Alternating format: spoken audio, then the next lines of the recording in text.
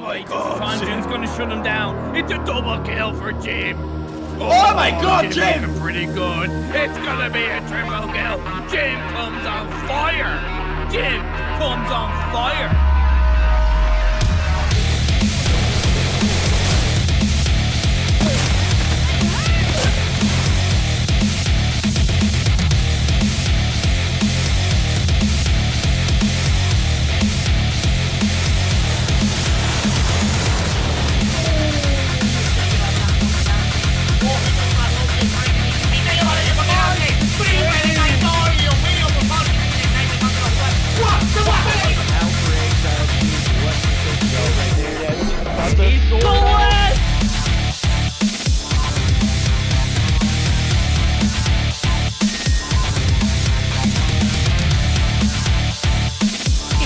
Angle, but couldn't land the shot. The dark scope, the two-piece!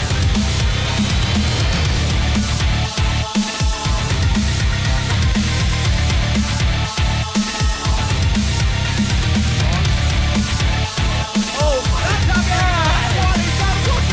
Cada equipo ahí contesta trató de darle ese respetazo ahí consigue dominar a Medusa y rápido se voltea y el ataque na marotagem, belo ângulo dele. He's gonna be able to take out. Oh my God! Oh no! He was down to 1 second on the clock. Já pegou bala na cara do Master. O Almairinho vai tentando fazer o primeiro.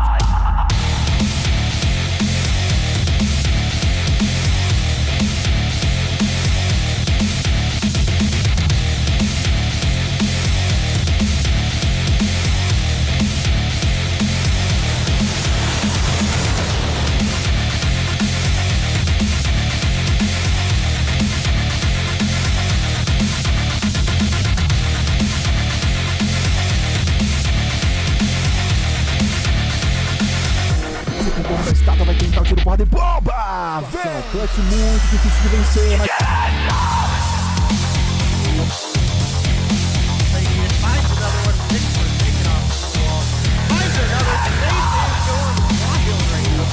Square on the body that you hit. He no-scoped for a follow right there. He no-scoped.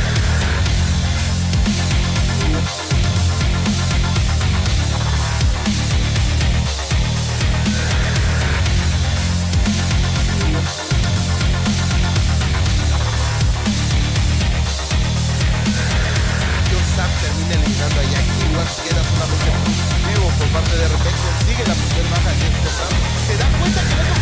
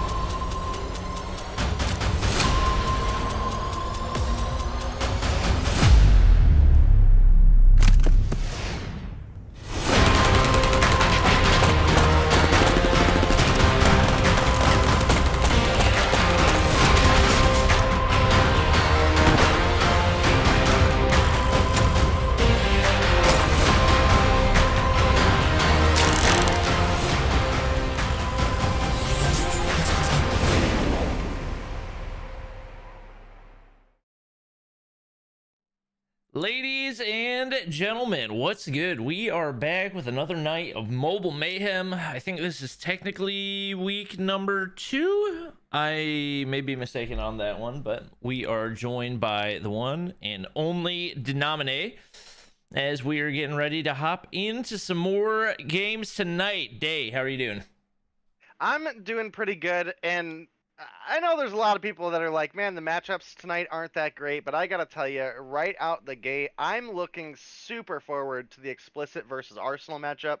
Arsenal, one of those teams that I think a lot of people looked at and were like, it's an all right team, and then they came out and were really, really putting on some good shows, as well as Explicit, who I have already admitted I was wrong about and ate my words on that in a nice big old fat sandwich, but I think that should be a pretty solid matchup tonight. We've obviously got some pretty star players on those two lineups.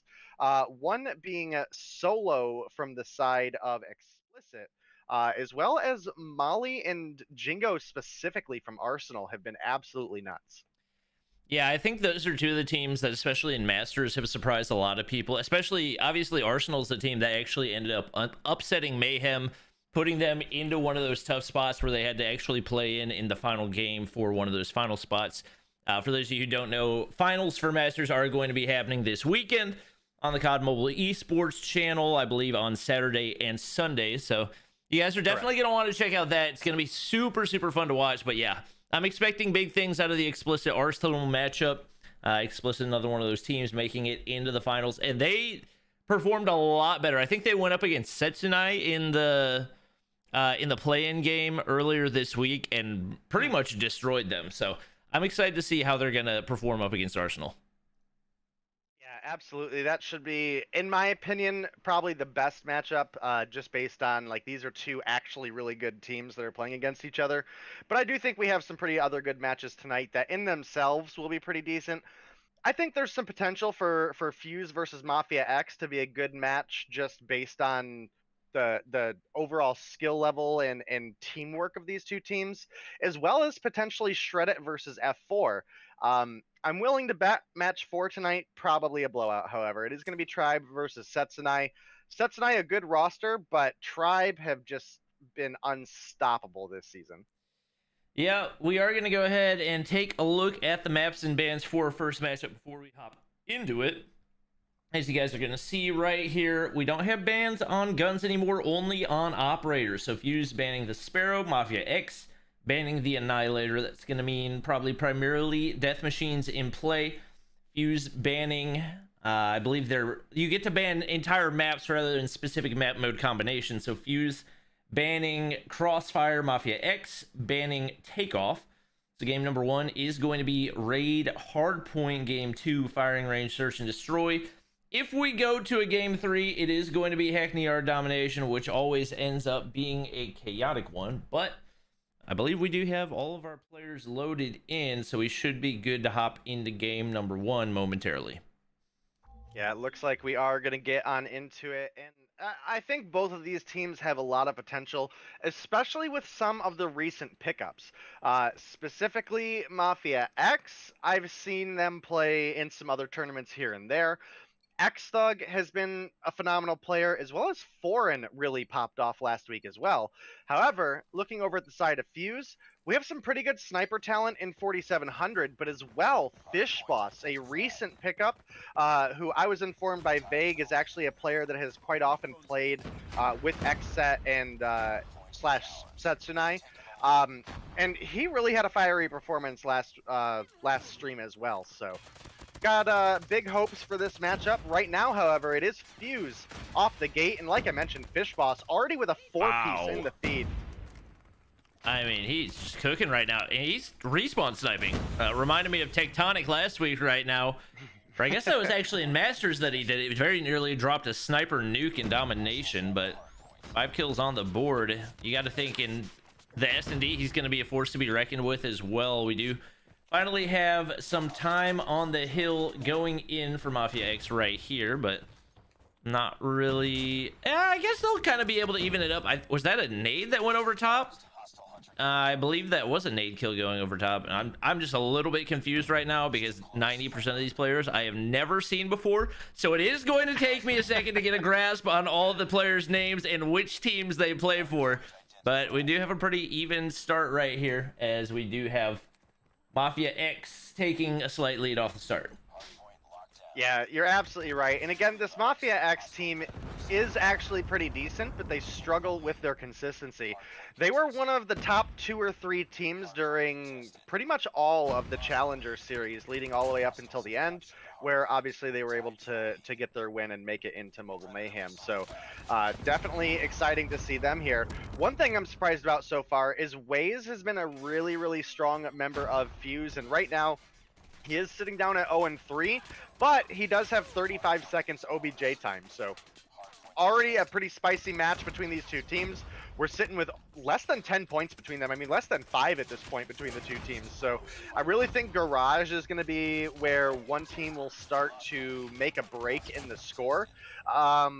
But then usually the other team has a pretty good opportunity to get over to the basketball court, get set up, and be prepared to pick up some points there. So very, very even matchup so far. Again, like I said, I think there's a lot of potential between this matchup specifically due to the skill level, and I'm glad that's coming to be the case. Foreign right now, absolutely killing it for Mafia X, though, at 13-3 with almost 70 seconds on the clock. Yeah, I'm very impressed by his performance so far. As we can see, like you said, 14-3, making 15-3, the SMRS kill right there. He's got a cluster strike ready to go, and he's doing it with the RUS, which actually has one of the slowest time to kills of any gun in the game. So, well, not any gun, any SMG in the game. So it's very, very impressive what he's doing right now. We do see Mafia X once again getting some more time on the hill. Pretty solid job controlling this van side of Garage right now. We do see the gravity vortex. I'm assuming that was a teammate's gravity vortex because he did not get sucked in. X-Thug now going to push out, make the rotation on out towards Statue, and Mafia X showing out right now. Obviously, Fuse has had some decent performances, but not very consistent in Masters. We'll see what they can pull off right here, as they do have topside control of basketball court. It will be Mafia X trying to see if they can make this push through. Could be made a lot easier if Foreign does decide to call in that cluster. Hardpoint is ours. We've taken the lead. Day, you might be muted. I am muted. Sorry about that.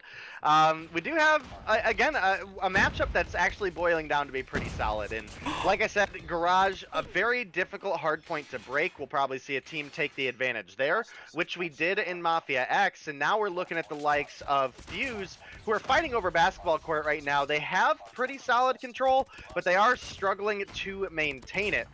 We do have a couple kills picked up. Waze finally making a little bit of a show there. Picks up 2 before he drops to Foreign, who is honestly just still on a pretty massive tear. Almost at 20 kills, while the rest of the lobby pretty much just hitting double digits or just shy of double digits at 11, 12. We have 1 at 13, 2 at 13 now. So really great performance out of Foreign. Definitely going to be one of those breakout players to watch, as well as Solo from Explicit, who I was telling you about, who obviously you've casted Masters, so you know a little bit about him already. But right there off the back of basketball court, this is once again a neck-and-neck game. Only about 15 or so points between these two teams as we rotate into P5, which will be the last hard point for this rotation. And Mafia X, I think, should have a pretty good hold here, despite this being a pretty difficult hard point to break. They have a couple streaks going off. They have a bunch of operators coming out as well as several of the players are using the Bison, which is really good at taking these repeat gunfights. And as we can see right now, definitely making a pretty big difference. And I gotta say, like you mentioned with Foreign, the RUS, not a very common gun, not a super great time to kill by any means, but man, somehow he's just absolutely rocking it. Yeah, he's looking really good right now. Mafia X gonna take a 50-point lead right here. He's still double positive, not quite maintaining the same pace that he did before, but still a fantastic game for him, as he's gonna go ahead, pick up that little bit of scrap time right here.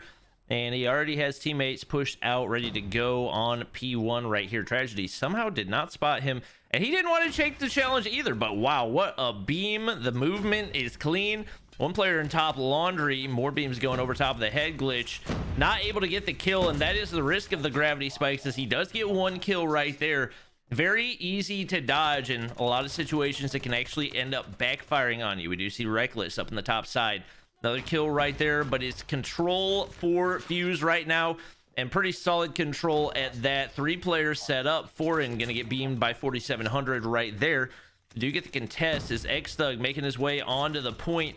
4700 gets a little bit too far away from the head glitch, and that's gonna cost his team. Mafia X hopping back on the hill right here. They have complete control, and it's going to be really difficult for Fuse to get the contest. The hunter killer drone goes out right there. Somehow remains contested right here, but they shut it down, and it looks like Mafia X gonna be able to take a solid win right here in game number 1. Yeah, it was a nice 50-point lead that they had. Definitely a great performance But I have to say, at least like I said at the beginning, these two teams are still fairly evenly matched. And at least it wasn't a blowout. I mean, if you look at the season so far and seen how many like 150 to 10s we've had, 150 to 20s, things of that nature, I'm glad that we're at least seeing a pretty even footing showing. When we move into Search and Destroy, I do think Fuse may stick out a little bit more, just with, again, you obviously saw right at the beginning there, the sniping power that Fish Boss brings to the table, as well as 4700 has been a sniper for them as well too. So we'll have to see if they go the option of running two snipers. You have that kind of glory moment of, all right, well, if we can get two picks at the beginning of the round is basically ours at that point. But then if you start getting later into the round, you run the risk of having too much long range potential. You can lose some of those close up gunfights, especially in the case of the Fennec being so strong as of late, thanks to the most recent update and incredibly fast time to kill up close. And it actually can compete very well with the time to kill of a sniper in those up close matchups, just because you can kill someone before they have an opportunity to quickscope you. So Yeah, definitely going to be interesting to see how that plays out. We are going to have Search and Destroy on firing range. I believe both teams swapping sides right now, so trying to get things situated right there. Obviously, Foreign with a really, really big game for Mafia X.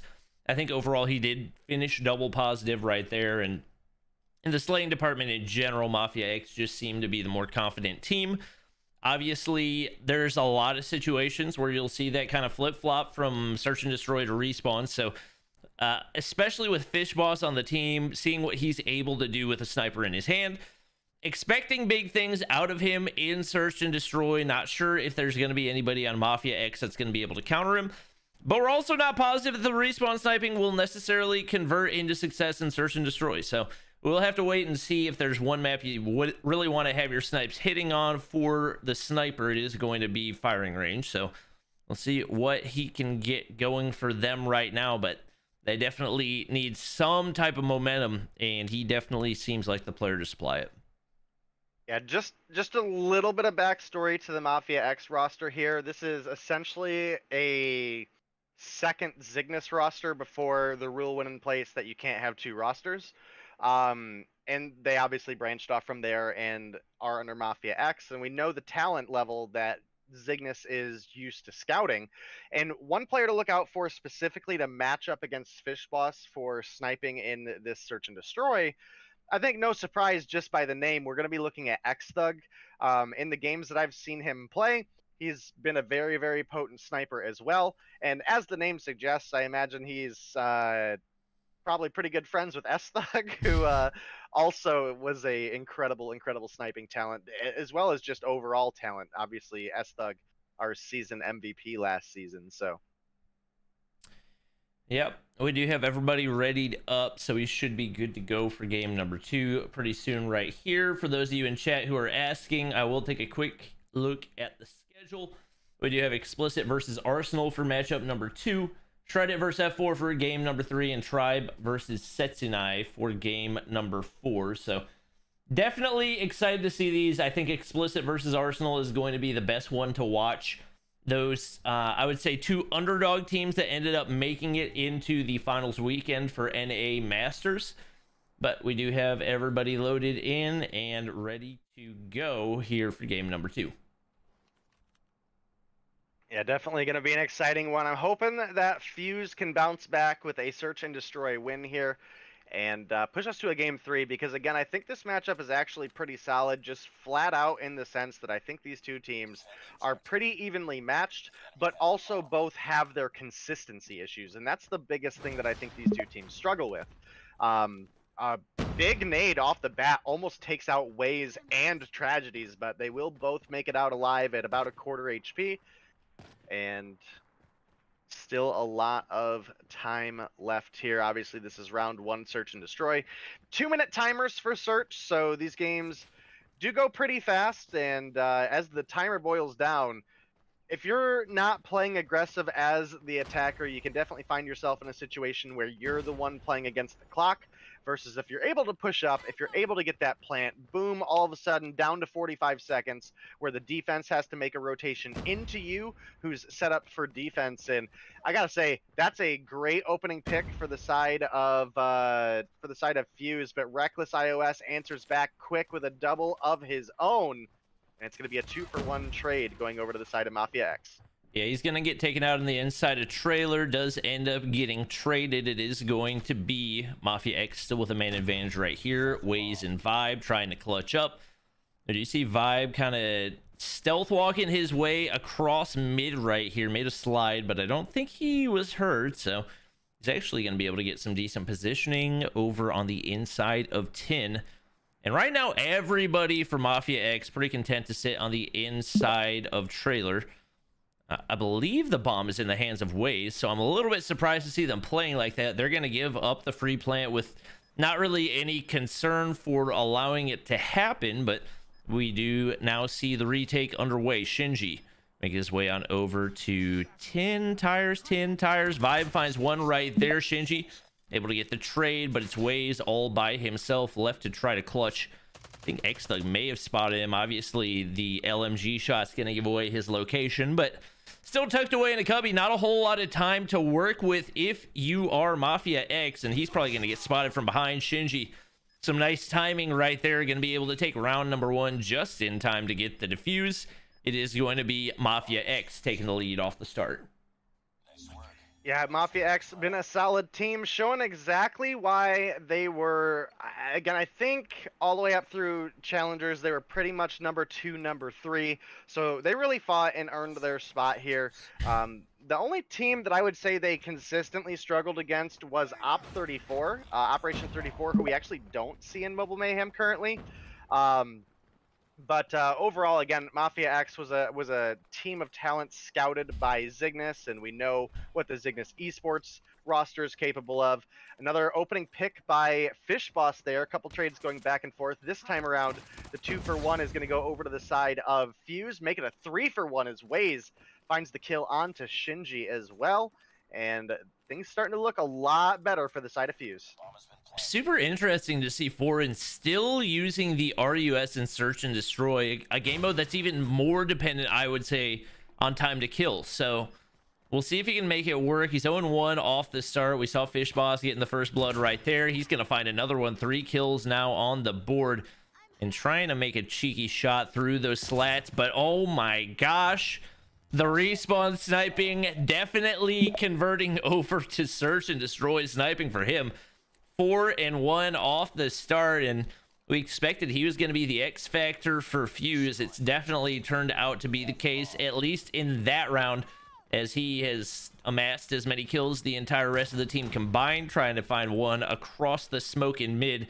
Nobody going to peek that for Mafia X right now. Both teams content to sit back, play it passive, hoping somebody makes that rotation into trailer, but the timing's just not there. The aggressive B push is going to shut down anybody there for Mafia X right now. That should be a wide open free B plant for 4,700. And now the pressure is on Reckless and X-Thug, the only ones left. Do you see the DRH in play? He's going to find one. Reckless finding one. X-Thug finding one.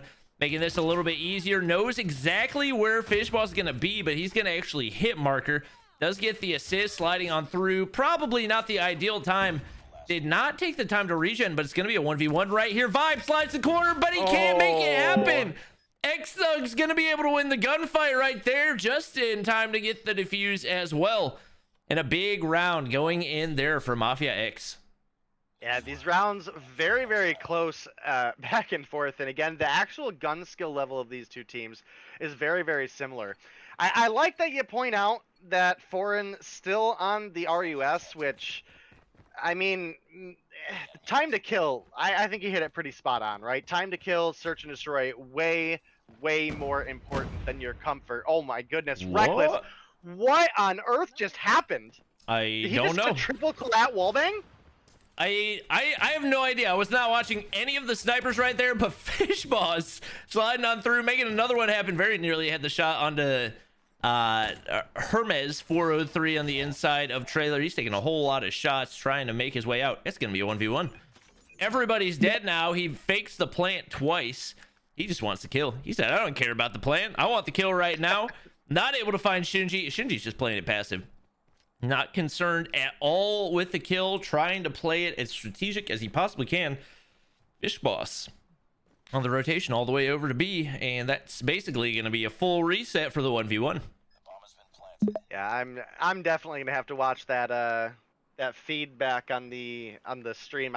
I swear he hit a triple collat, which is absolutely nuts for a competition like this, especially with all of them being wallbangs. So Yeah. definitely a wild one.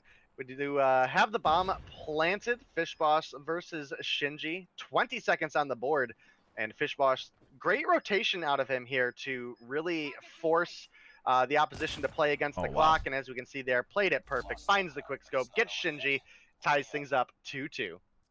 Honestly, that was really big brain, because if you're on the opposition, you're 100%. If they've planted over on B, you're 100% expecting that they're going to be tucked back in one of the corners. You're not really going to be looking over toward tires. So for him to play there, where he not only is going to be in an unexpected spot, but also going to have that long angle that he can play with the sniper, just brilliantly played by Fish Boss. We'll see if he can find another one. And Reckless iOS has just been all over the place with the first bloods. He's got 7 kills and a weird freaking reticle that he's using right now, but apparently it is working. 2-2 right now, and a 2-man advantage for Mafia X right here. One player's actually made that rotation in through bathroom, so he could potentially find them. Not going to spot him over top of those wood slats. It is going to be Fish Boss versus Reckless, and this seems to be the sniper matchup to watch out for right now.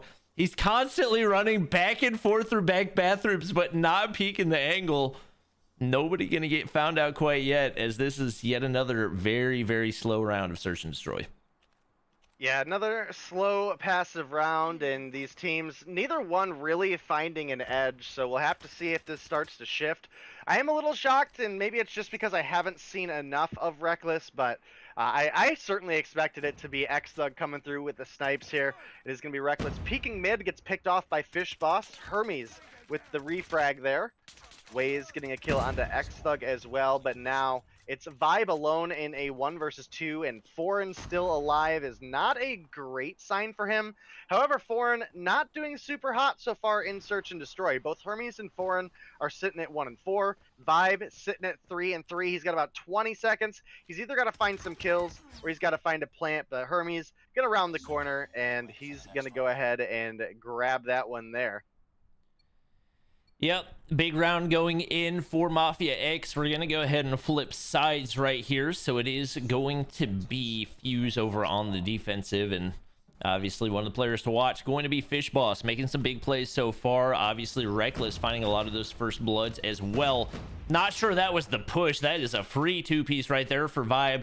Anytime you got a Fennec and a Peeker's advantage, you're just going to absolutely torch in that situation.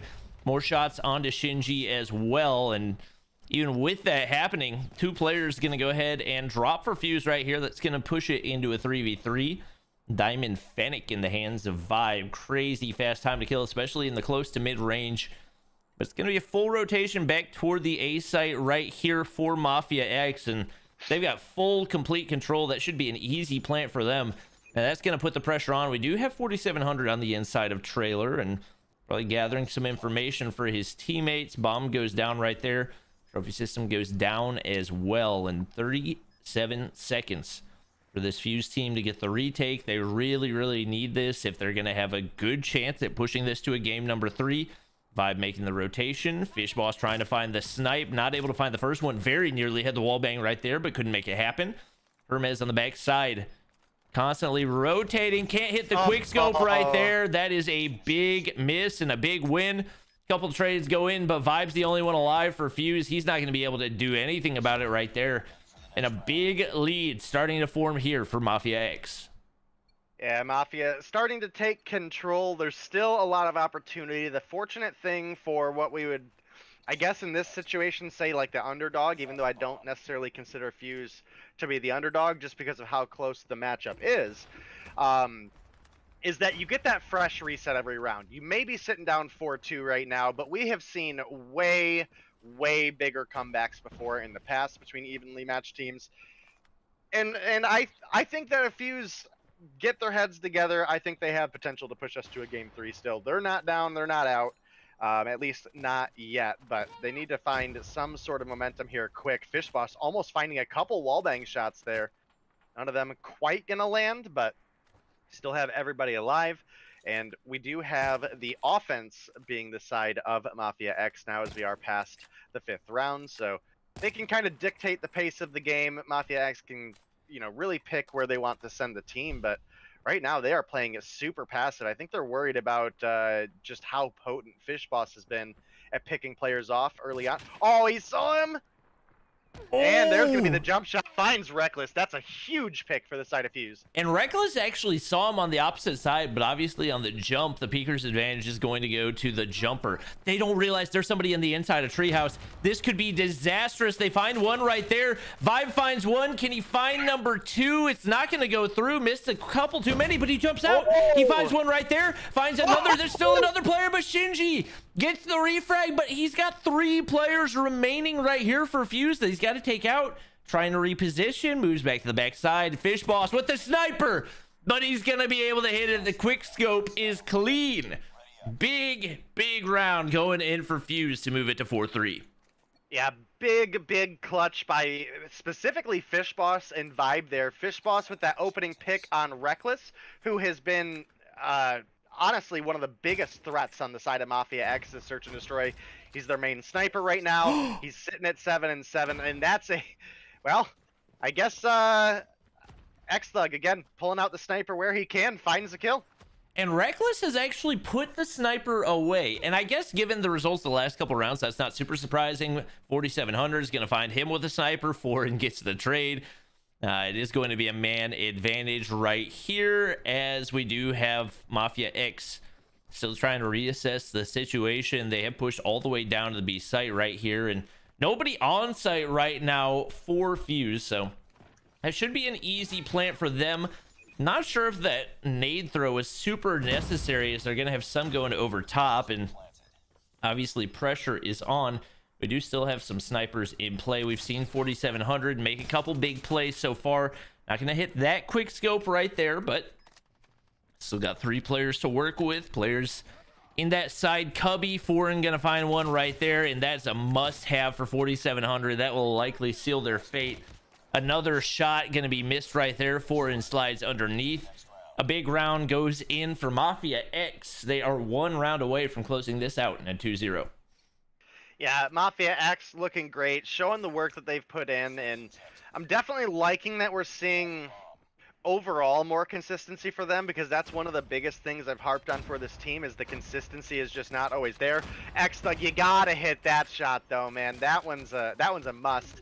Fish Boss with a really big pick on Reckless, but Forward right there with the reflag. He finds 2 as well, gets the second kill on to Tragedies. And it's starting to look pretty grim for the side of Fuse. As we do have a plant coming through from Shinji right now. Fish Boss gets the hit marker right there. Wishing he could have that one back, and that's going to make it a lot more difficult. Not going to be able to hit Shinji as he slides to the side. Only 2 players alive for Fuse. Finds one right there. That's going to be a huge one as X-Thug drops. Some more shots going in, but Vibe's going to be able to win the gunfight just like that. It's a 2v2. Hermes going to peek the corner. He's got the peeker's advantage, but not able to hit the initial shots. Fish Boss, though, finds one on the Shinji right there. Sees somebody in the inside of trailer. He says, Deagle in my hand. No problem at all. Trying to win the gunfight. He's reloading right now, but doesn't play it right. Hermes clutching up at the end in a big win. And what looked a little rough off the start, as Mafia X ends up clutching up in a 2-0. Yeah, I definitely would have liked to see a little bit more of a defensive play from Fish Boss there. He was already hurt from the gunfight prior where he was getting shot. He made it out of trailer. He had the bomb there that he could have head glitched. I don't know necessarily from his view, because I wasn't watching his view. But based on the rotation time, I think he probably, if he would have head glitched bomb, saw the player duck in the corner there. with a sniper in your hand, you go for that wall bang, maybe get the defuse there, maybe bait the defuse and then go for the shots. But yeah, with the Deagle pushing in at half health for that gunfight was a ginormous ego challenge that didn't work out for him there. But I mean, again, definitely the MVP of this team. 12 kills there in the search and destroy. I think he put up 18 or 19 in the hard point as well. So overall, really, really solid play out of both these teams. Mafia X with the 2-0 victory, but again, it was some of the least one-sided 2-0s that we've seen thus far. I think it was a 107 to 150 hard point, and then a 6-3 search and destroy, both going in favor of Mafia X. Great games between these two teams. Definitely two teams I'd like to see face off again later in the season, and obviously just due to the kind of round robin style format, I don't think that necessarily happens, but if these two teams continue to improve, maybe we see them make it into the quarterfinals.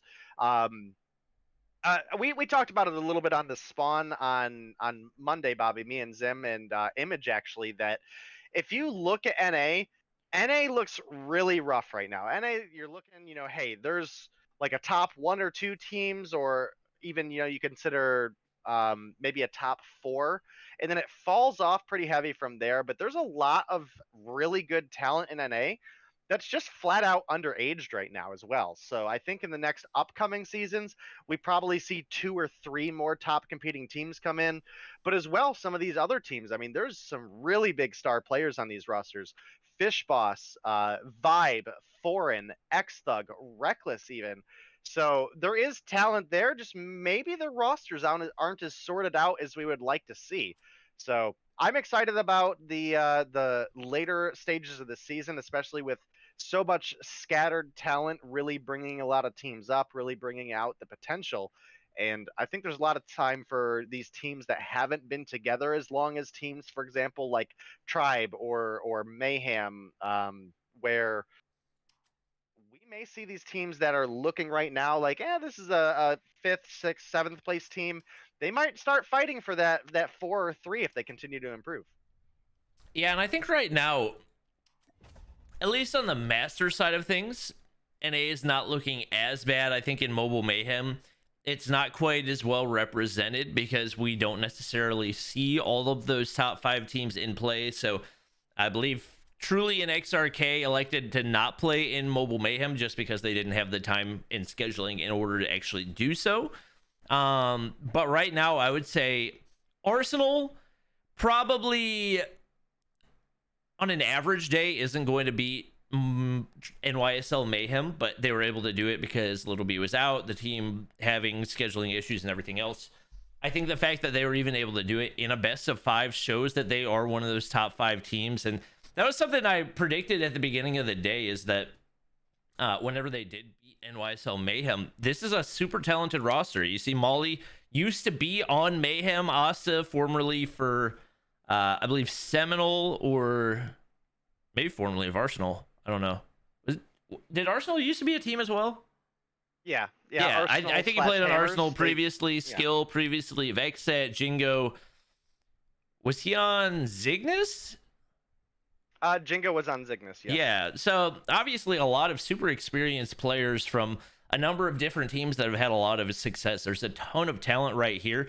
And I think like you could see more teams like Arsenal formed that are not necessarily teams that are together right now, but like you were saying, there's a lot of talent that's just kind of spread out. If those top teams or those top players from different teams ended up actually coming together and forming a team, it could potentially do a lot for NA to kind of build up those top spots and make it so that there's not quite as much of a skill gap between like the top 4, top 5 and everybody else. Yeah, absolutely. And Arsenal, I think, is actually kind of one of those rosters in which I've actually referred to Arsenal as kind of the... I don't mean it in like an offensive way, so I don't want it to come off like that, but Arsenal's almost kind of like the really high-skilled misfits that never really necessarily fit in with their other rosters, despite them individually being good players.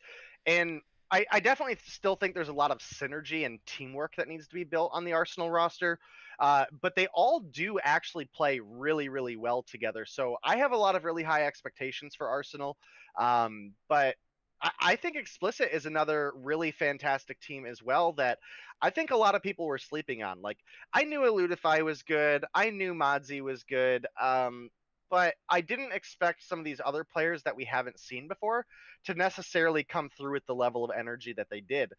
For example, Solo, Snipes, Claps, all really, really phenomenal players that I think just because I didn't know them, I was like, I don't really see too much coming out of this Explicit roster, right? I see there's some talent between like Eludify, Lucifer, Modzy, but the whole roster is actually pretty well rounded in the way that they play together.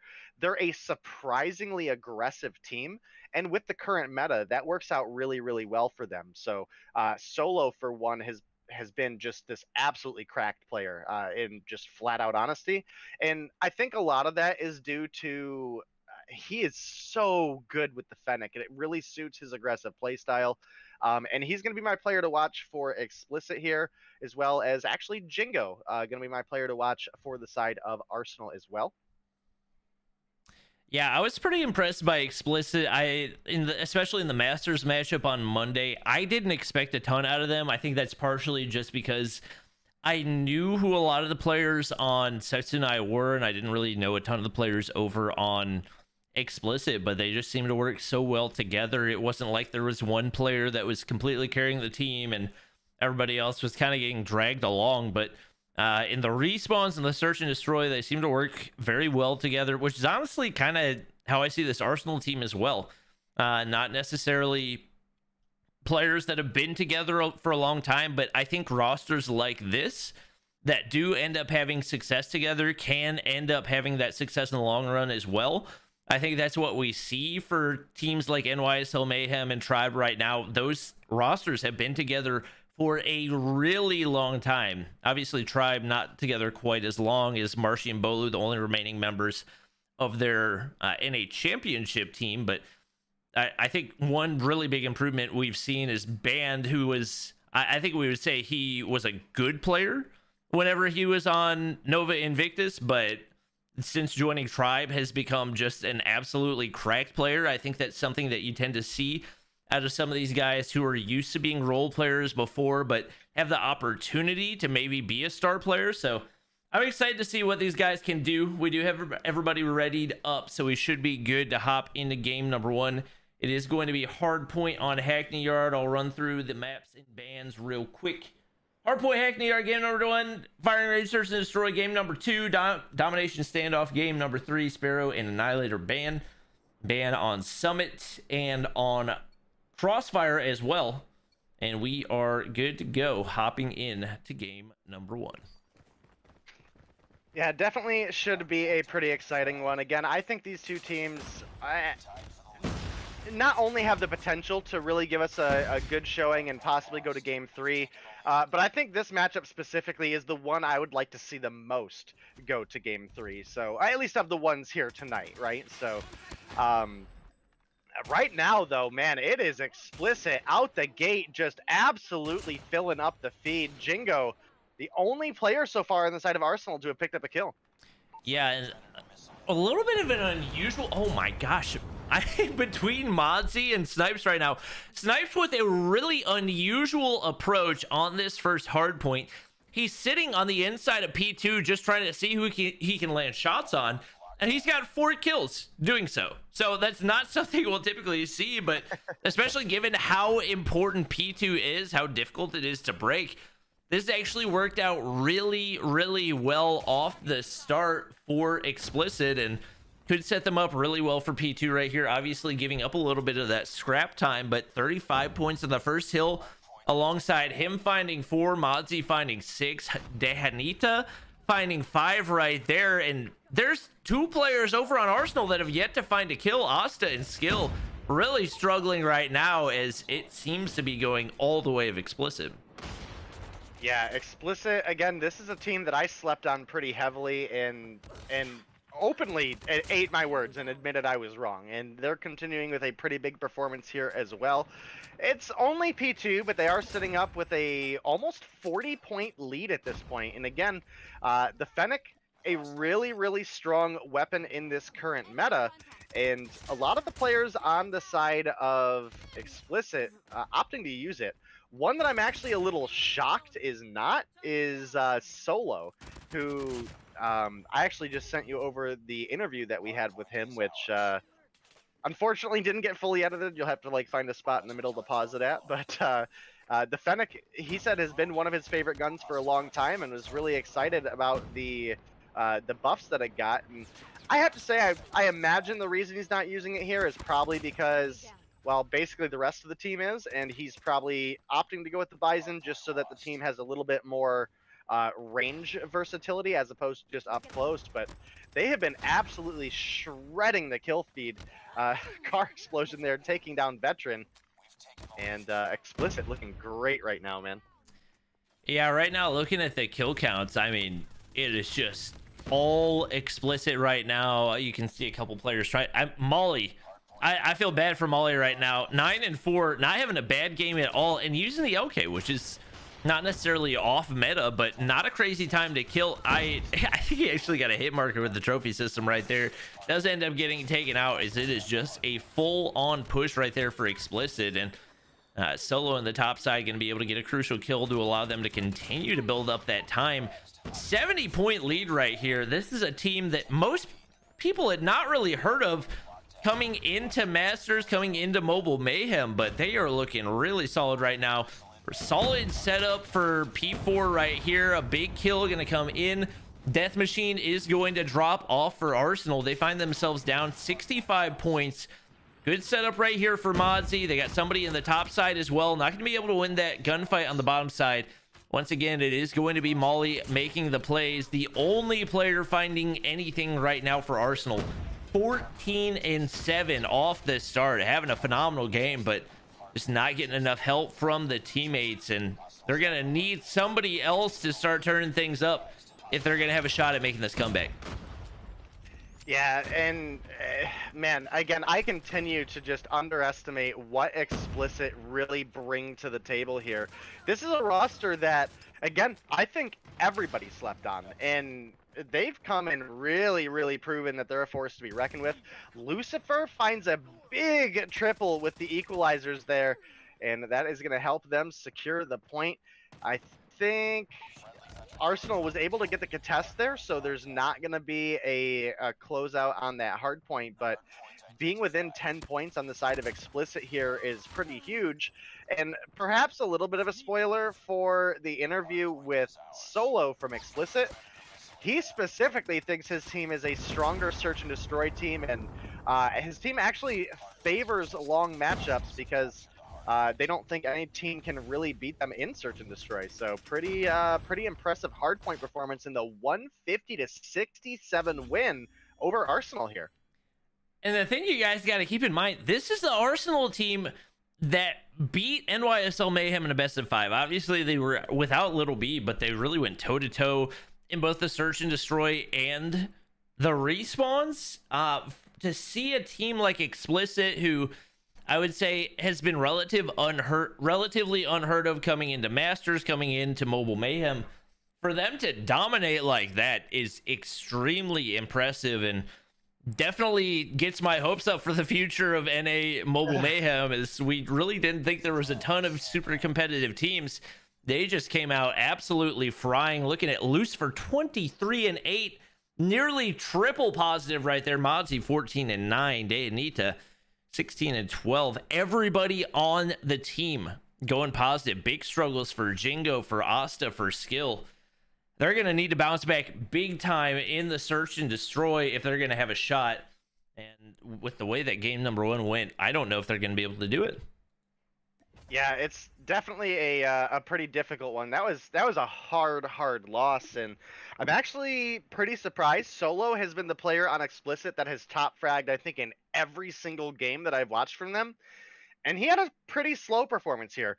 I do think it is a little bit to the degree that, hey, the man played what his team needed him to. They needed him to pick up that Bison. They needed him to play with a little bit more of that range coverage. Despite, again, obviously we have had some nerfs to the Bison specifically due to its range effectiveness, but it still functions better at that mid-range than something like the Fennec, who's which is a gun that's been picked up by Lucifer, Modzi, and Dehanita, I think is the pronunciation. I could be wrong, but definitely a spicy matchup. I didn't expect it to be as one-sided as it was, but you know, as we look at the kill feed again, with really only Molly going positive on the side of Arsenal, there's no way you look at this scoreboard and expect it to be anything but a one-sided turnout. Yeah, and it's not necessarily surprising, I would say, that Molly's coming in as top frag, but that everybody else was so far negative. That's just not what we've really come to expect from Arsenal. We do have everybody ready up and good to go for the search and destroy, so we should be good to hop into that. You do tend to think the more experienced team will sometimes have the advantage in the search and destroy, especially given how strategic it can be. We'll see if that ends up being the case, but they've really got to turn things around. Obviously, there's not as many bolt gunfights in the search and destroy, and Molly playing very well, picking up the sniper off the start. If he's able to take that momentum, could play a really big role. Spot snipes on the inside of American, but his snipes were on point in game number 1 as well, and neither player going to be able to find anything. Jingo, barely any HP right there, but going to go ahead and pre-fire trailer, able to regen right here. It is going to be solo dropping off the start for Explicit, and that should allow Asta to make that push on up. The trophy system is going to get destroyed, but while I'm playing, should go in. Not sure you want to challenge that with snipes on the inside of American. Has the angle to be able to hit the snipe, but hasn't been able to make it happen yet. Asta's got to be able to get away right here. Modzi finding Jingo, evening things up. Molly with a trade, Renetti in hand, 3v3 retake. It is on, and the pressure is on as well. Snipe's going to be the only one left, as Modzi and Deanita do end up dropping off right there. He is not in a good spot right here. Skill going to go ahead, take the peeker's advantage. That is a big round 1 going in for Arsenal. Yeah, and Arsenal definitely needed it there. Again, not the greatest performance that we saw in the hard point, which, hey, you know, sometimes you have a bad game. But especially looking at the likes of Skill, who was, if I remember correctly, like 8 or 9 kills negative last game, to open up with a really, really big double kill was pretty key. Modzi on the side of XPL, Explicit, tried his best. He did get a double refrag, but not enough to secure the round for them. And now, once again, Arsenal, very, very aggressive play. And this is kind of what I actually was talking about in our first matchup with Fuse versus Mafia X. Typically, firing range search, if you're playing the aggressor, A side is actually a pretty easy side to break. And when you get that plant down, you are able to really force the enemy team to have to play into your defenses, and that's exactly what we saw there. All of a sudden, boom, it went from a minute 30 on the clock to 45, in which case Explicit have to push in, they have to find their kills, and to defuse in 45 seconds is not an easy task at this level of competition, and Arsenal now up 2-0. Yeah, and I think the first 2 rounds, we actually saw Solo getting first blooded. We see Lucifer pushing up, trying to play the aggressor, but just gets absolutely turned on right there. And the aggression for Explicit not paying off at all right now. Solo is going to be able to stay alive, but he's going to be the only one. Finds Molly right there. That should be an easy kill, but Veterans on the inside of trailer having a tough time making it happen right now. One player right around the corner. Asta's going to be able to get the bomb plant down. He's looking to find himself a 1v3. Started off 0-2, like I mentioned. A couple first bloods, but finds Veteran right there. That's going to be crucial, and now finds himself in a 1v1. Actually sends the nade, or actually the smoke into trailer. Big shots onto Asta right there, but not enough to get the kill. He'll probably be able to regen, and probably going to continue to play that head glitch. Not a lot of great options for Solo. He's going all the way on the flank. That was his best option, but Asta has repositioned in the perfect spot. But the huge shots, Solo expected him to be there. That's going to be a 1v3 for him. Perfect timing as well. Maybe an unfortunate play for Arsenal is if they had played trailer right there, they could have had the time to make it last a little bit longer, but a big round going in for Explicit. Yeah, and a big clutch specifically for Solo, who is now once again using the Fennec. And I'm not really super shocked here, right? Like, you're not oh my goodness! Almost had the quad. Jingo's one. He gets the 4-man. Holy crap! That was so Snipes, good. how are you gonna take the ace from him?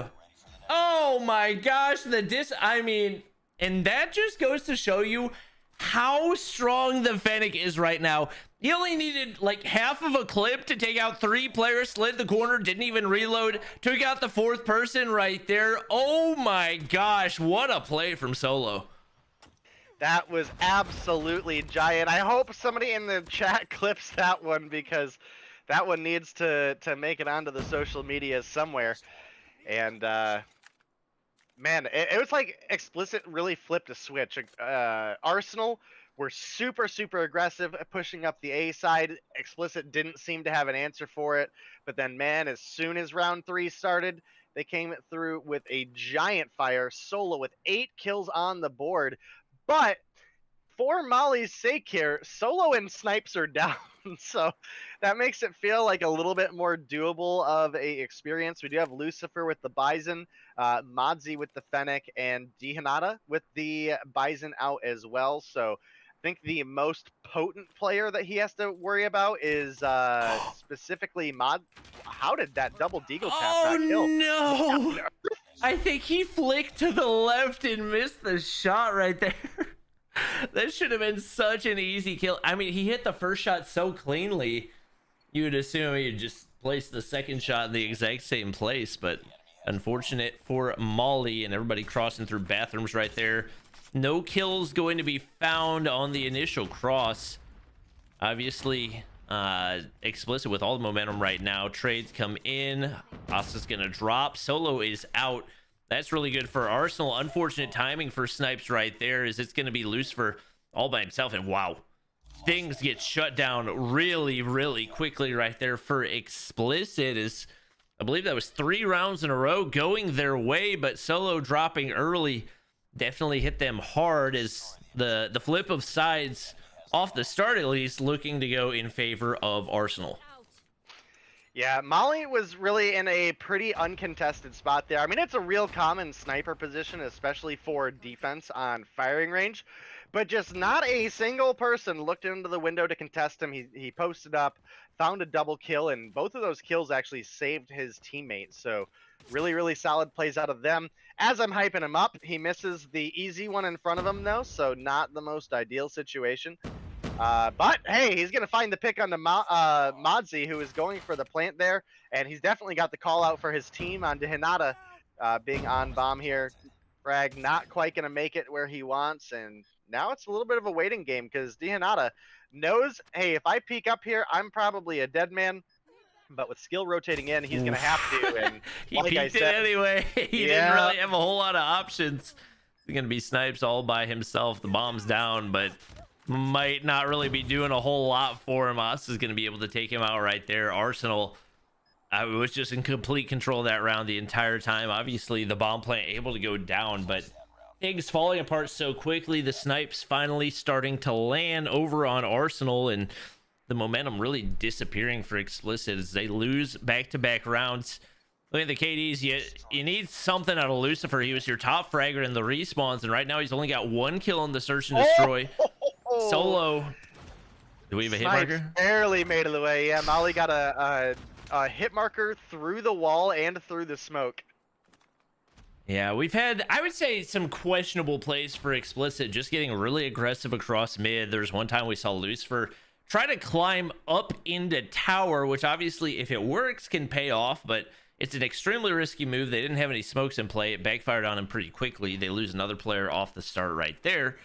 And now the pressure's on for everybody that is not Solo on Explicit, and they're kind of content to sit back, try to wait for somebody to push. But for Arsenal, you don't really have any reason to. You can see a little more consistency across the board. Skill playing the box right here. Snipes giving away his location with the laser, and obviously that Let Skill know he can go ahead and reposition. Snipe's taking some shots. He's going to drop. Trade goes in, but obviously they got information and a man advantage right here. It's going to be a 3v3. The bomb in the hands of Dayanita. Trophy system goes down. Nobody with the positioning to be able to take him out. Molly! He doesn't go prone. Oh, that's a huge mistake for Dayanita right there. Could have been an easy bomb plant. But instead, the head gets spotted over top of the bomb head glitch, and that's going to make it really, really tough, not only for the bomb to get picked up, but to get planted as well. The pressure on for Lucifer and Modzy. Modzy crouch walking his way up. That hipfire laser could come back to bite him, but he ends up winning the gunfight anyway. They're pushing on in. Lucifer does the right thing there, ends up going prone, and now Asa and Molly going to be left to try to clutch up, and Modzy plays that well, but not well enough. Asa gonna be able to get the clean two-piece right there, making it look like nothing. Lets Molly get the defuse instead. And that's gonna be a big round to push it to game point for Arsenal. Yeah, like I said, right at the beginning of this matchup, this match has the most potential of just being a phenomenal match through and through, the most potential to push us to a game 3. And Arsenal, they're pretty much right on the board right now for doing so. We'll have to see if Molly's able to get another cross map off the start. Doesn't see anybody, and does have the smoke over on A side, so Explicit definitely pushing up A here.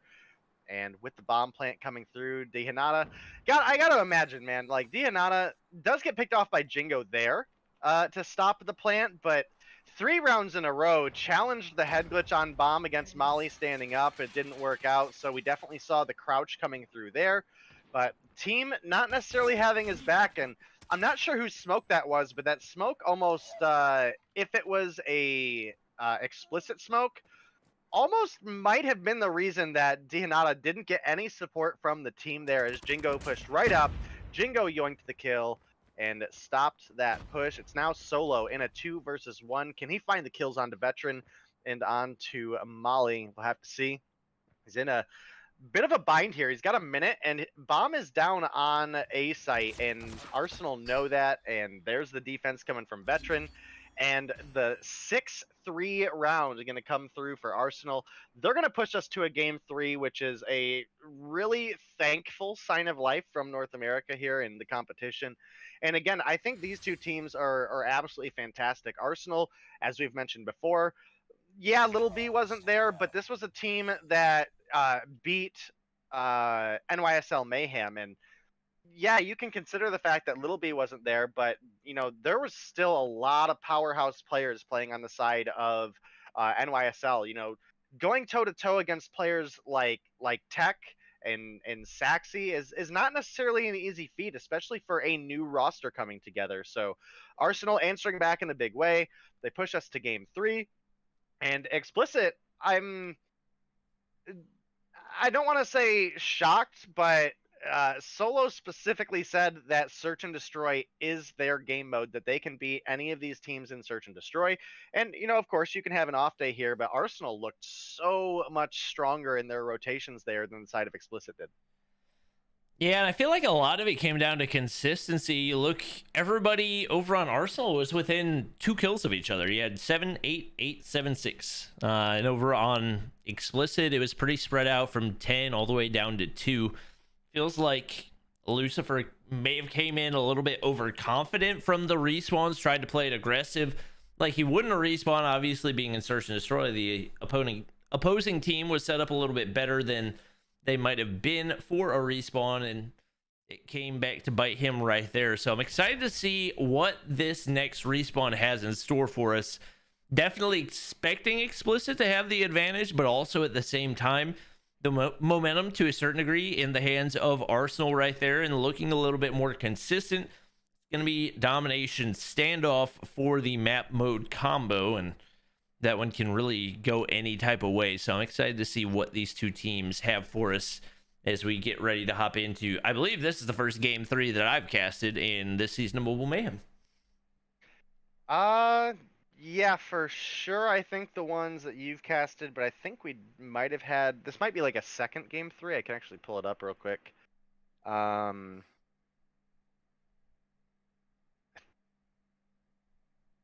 I guess not. That is seemingly a first game 3. Maybe it was challengers though. There was game 3. Yeah, that's I probably mean, what it we're was. right at the beginning of the season, man. I mean, we haven't had too many games yet, but I think we have a lot of really exciting ones coming up. Obviously, we called it right out the gate here. Explicit versus Arsenal should be a banger. Looking at next week, we have some matches that I think should be really good. Specifically, looking at Mayhem versus Explicit should be phenomenal. As well as I think Arsenal versus F4 has some potential. And Strike Zone is a team that you look at the roster and you're like, man, this should be the team to watch. And maybe it's just the team synergy, or maybe I don't necessarily know yet, but that's a team that should be winning their matchups. So I'm definitely hyped to see where they go this season. Just as a quick fill-in for if you haven't looked at the rosters too much, that's Vitali, Lewis, Slasher, Wolver, who is formerly Automatic, who we saw on Hammer's Arsenal in the past, Sweat, Saints, and God.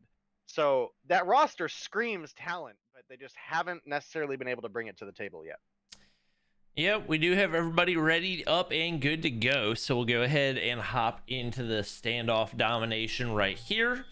First game 3 that we've had in, I mean, NA has just been known for not necessarily not having game 3s because best of 5 in Masters, but just a lot of sweeps that happen in NA. So excited to watch this one. We do see Explicit over on blue side off the start. There's not really a strong side on standoff domination. It's relatively balanced. It really comes down to how you play it, and obviously both teams getting that AC control off the start. Lucifer with the pre-fire around the corner finds Veteran right there, but only after he finds a 2-piece, and the kills, it definitely seems like advantage going to Arsenal off the start. Not really converting into B control necessarily, but Veteran, solid placement right here. He's going to be able to get some time onto B, pre-firing through that top side. Nade finally going to be able to take him out. We actually see Explicit trying to go for the flip right here. It looks like they're going to be able to do so as they go ahead and get C. It's going to be a double cap for them, but it is going to be B control for Arsenal, and you got to think they would probably prefer to have that B control, as it's going to be pretty easy for them to flip A back. Obviously, Explicit probably intentionally trying to play for that C side, but off the start, definitely looking like advantage Arsenal as they're able to maintain that B control. Yeah, definitely seems to be the case. We do have a couple Holgers in play, so a little bit of a more play it back style. And Veteran absolutely rocking it there. Gets a big triple for the team, and that is going to help them to secure their progress on B, as well as clear the progress that Explicit had going. Very, very close match so far, and in fact, we might even have an A flip coming through for Explicit here. They were looking for it, but Lucifer just gets collapsed on by Veteran and Asta there. And I believe, if I remember correctly, Bobby, you're saying that you think A side is stronger for standoff hardpoint, yeah?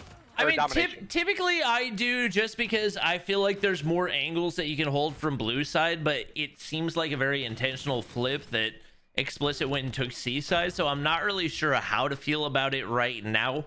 I think a lot of it does depend on the team, the setup that they have, and the level of aggression as well. I think for a team like Arsenal, when you got a player like Molly who can use the LK24 so well, having that A side can be really advantageous, because it's tough to beam somebody off of a head glitch like that top blue area. And we're seeing it pay off for them right now, as they've been able to hold the B flag for quite a while, building up that lead to about 17 points, and definitely looking really good off the start. Yeah, you're absolutely right. We do have some Explicit progress on B. We'll have to see if they can come through with the kills, but we have a bunch of AR members spawning over on Tractor currently, which gives them a fast rotation back over to B. They get the clear. Veteran gonna beam Lucifer off the head glitch there. Now looking for Modzi. He's gonna find Modzi as well. Big 2-piece. Jingo with the death machine out as well, gonna get the kill onto Snipes, and what was starting to look like a good push for Explicit falls apart very, very quick. And I don't know if maybe Arsenal just wasn't ready for the hard point. Maybe they underestimated their opponents, but Arsenal looking pretty solid here in Dom. Yeah, they held B for pretty much the majority of the game. I think the only time we saw a double cap for Explicit was when we saw the AC split, and obviously it seemed like Arsenal was a lot more comfortable over on this A side. So especially with them spawning here, seems like it'll be in their advantage once again. I mean, if you look at the kill counts, they're not really crazy positive. You got Veteran double positive, but outside of that, skills -4, everybody else pretty close to even. It was really about the map control. We do see Snipes finding a big 2, maybe a 3-piece off the start right there, and that could potentially convert into some B control right here. Able to find Asta on the inside of Delhi. They do get the immediate B cap, and that's actually going to be massive, especially given that they weren't able to make that happen at all on the same side for pretty much the entire duration of the first half of the game. Asta be able to win the gunfight against Snipes on the inside right there. 3 players drop for Arsenal, make it 4 right here. Asta drops as well. That could very well turn into some more map control for Explicit, as they do already have control of that B flag and are continuing to apply pressure to this Arsenal team. Yeah, I mean, it's definitely a solid matchup, and with the early B cap coming out of the side of Explicit here, I gotta say, I'm definitely excited for a banger this second half, and we actually have a brief triple cap come through, but Explicit have to be careful. Yeah, it's great that you have the A and the C with your B, but if you lose B, it's a lot easier for Arsenal to fight for a C or an A than it is for you to try to get that retake onto B, especially when you don't have the spawns controlled. So we'll have to see as we progress. We do have the C coming back over to AR, but what was a 20-point lead is now basically dead even on this next score tick. And man, I'm glad this match is turning out to be so good.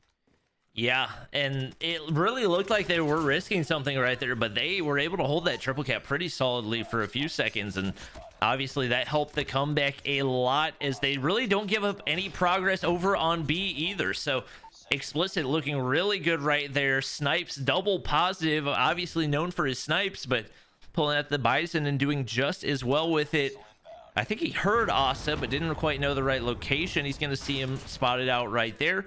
Another kill goes on in. All of his teammates backing him up right there. And right now, you got Arsenal completely backed up into the backside of C, spawning out in Barn, trying to make some progress one way or another, but they haven't been able to push out at all. They're not winning the gunfights. They don't have any map control, and things are falling apart really, really quickly for them, as the kill count starting to go way, way positive. If you look over at Explicit, Snipes was 20 and 10. Now he's 25 and 10, going even more and more positive. And Arsenal's just not able to win those gunfights. They'll find a 1 or 2 piece right there, but for the most part, the kill feed going all the way of Explicit. They got to turn it around and do it quickly, as they now find themselves in triple cap territory, in complete control for the first half, but falling apart, especially with Dayanita pulling out the death machine. It's actually going to go to waste right there, and that is going to be big for Arsenal, but you got to capitalize soon. The gravity vortex is going to go ahead and come out.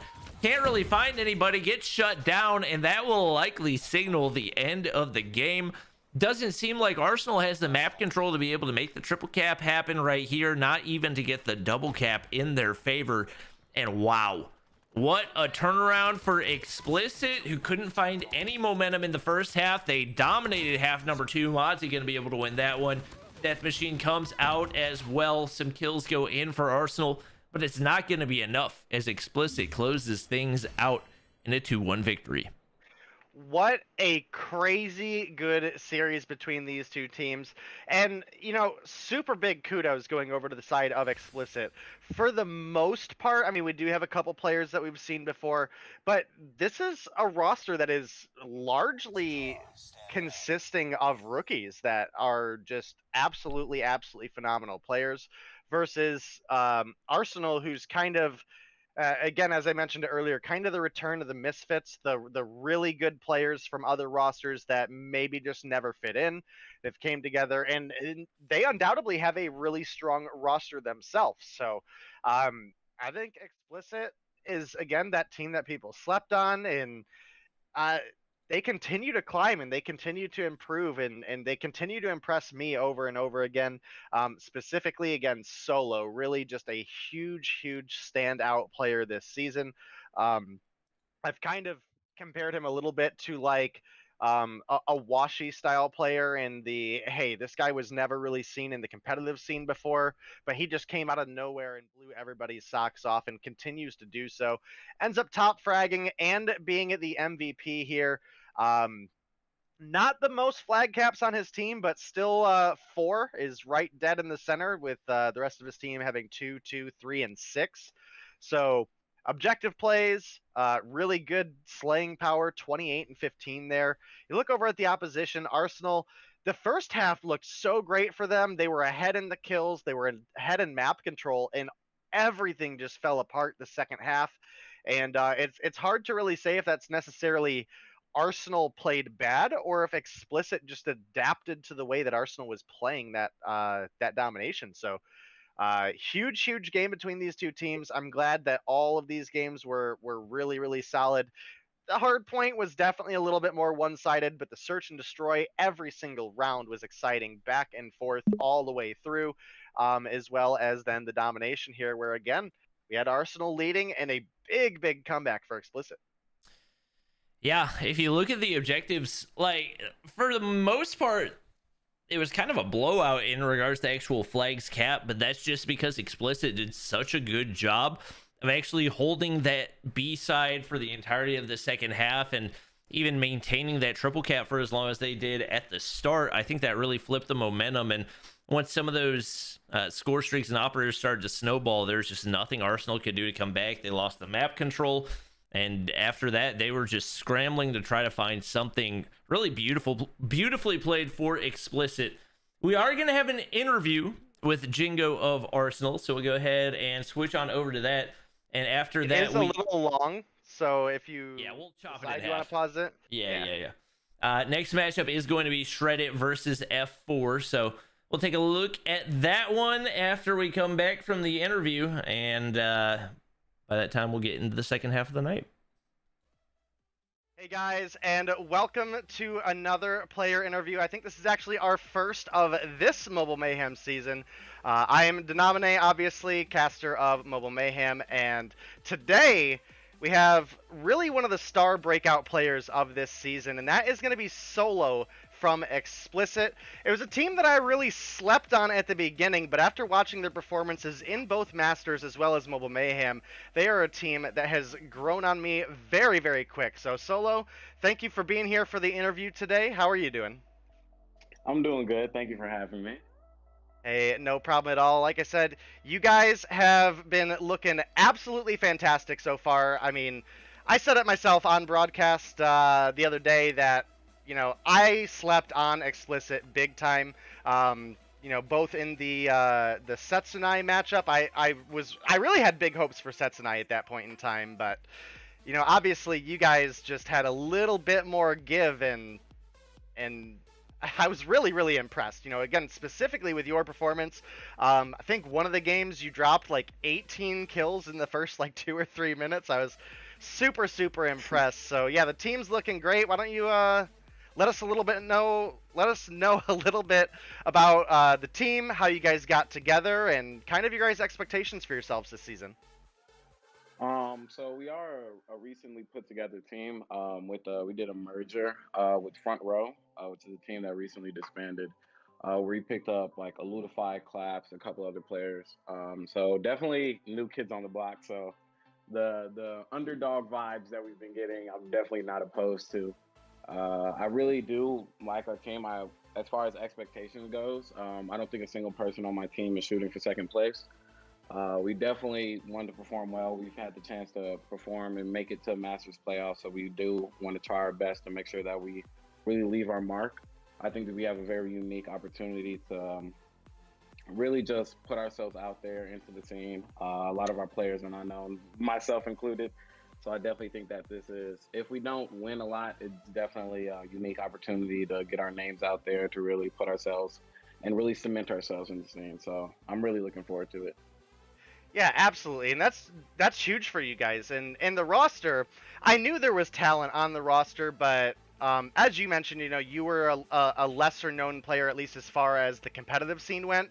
But as soon as I saw Eludify and Modzy, I knew there was going to be some talent on this roster, but you guys exploded in a way that I just really didn't expect, as well as Snipes. Who I believe is your guys' primary sniper, has been a pretty solid player right out the gate as well. So Explicit is definitely a roster that I think a lot of people slept on. And the past few performances that we've seen out of you guys, I think it's really woken a lot of people up to what you guys have going and the potential that you guys bring to the table. So like I mentioned, right out of the gate, you have been kind of the star player, though, which I think is awesome to see someone come in new to the competitive scene and absolutely take off.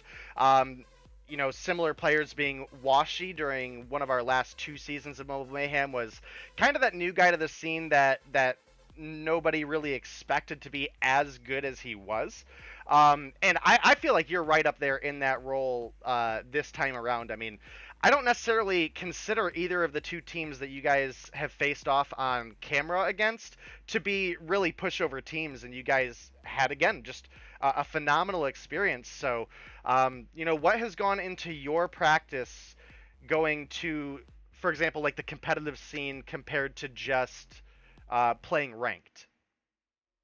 I think the main thing that we have focused on that's had a big payout in terms of like performance wise and as it pertains to like just winning games in general is not having so much of a focus point on winning matches as we look inward towards our own strengths. I feel like a lot of times we'll have players that will like buddy up during games or play their own strengths, like specifically like Lucifer with SMGs or claps or like snipes and sniping and stuff like that.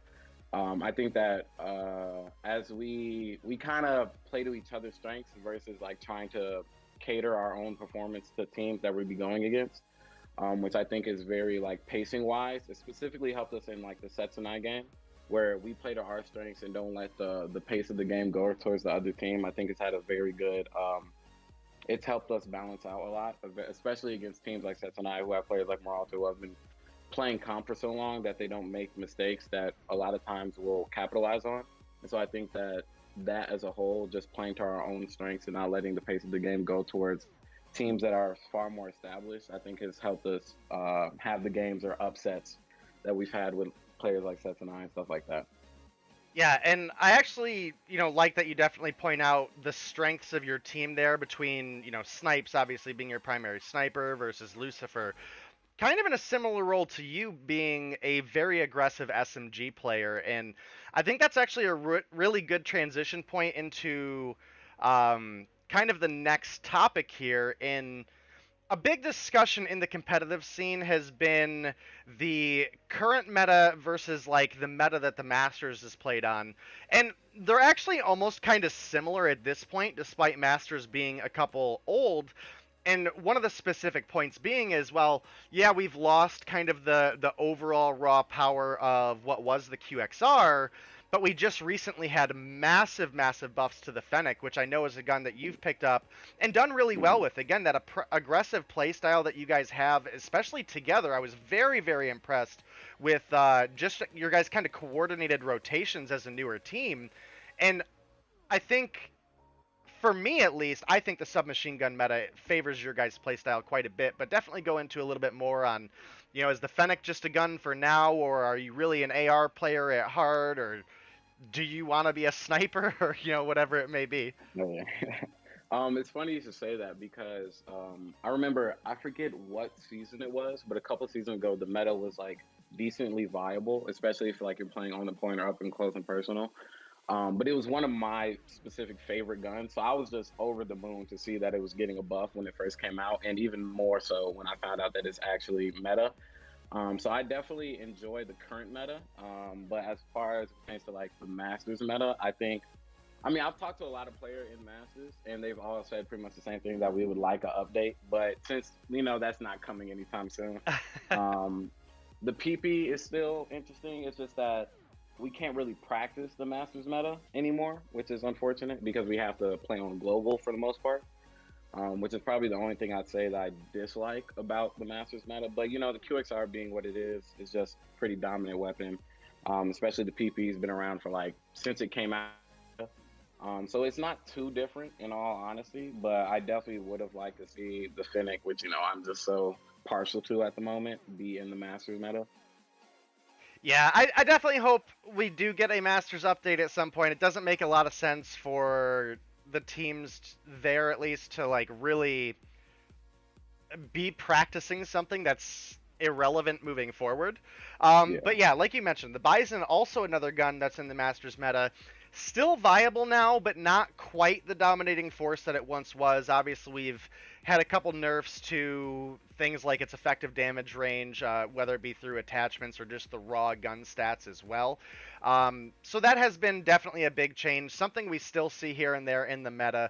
We've obviously also gone through a little bit of a DRH and Holger meta as well. So how were you feeling, I guess just a couple weeks ago when we had the AR meta? Is that something that you enjoy playing as well, or? All right, ladies and gentlemen, you will have to wait until later to see the second half of the interview. But we are going to get ready to hop into game, or rather match number 3. It is going to be Shreddit versus F4. Two teams Mobile Mayhem players will likely remember from last season. Both of these teams struggled a good bit, but saw some decent improvement. A lot of overlap in the rosters as well. Obviously, Tomb, one of the primary players for... Wait, no, he wasn't on Shreddit. I'm thinking of... Who am I thinking of? Not Shreddit or F4. Who? It was the team that was at the bottom. No, but what player are you talking about? Tomb. Tomb, I think, was on Vitro. Vitro, that's who I was thinking of. Okay. I'm gonna Obviously, pull it up right now. Yeah, Shreddit looking a lot different. They're not having just about on here. The 18 plus restriction changing a lot of rosters pretty significantly. I think Junior was on the roster, but I'm not entirely positive. I have no expectations for this matchup day. What are your thoughts?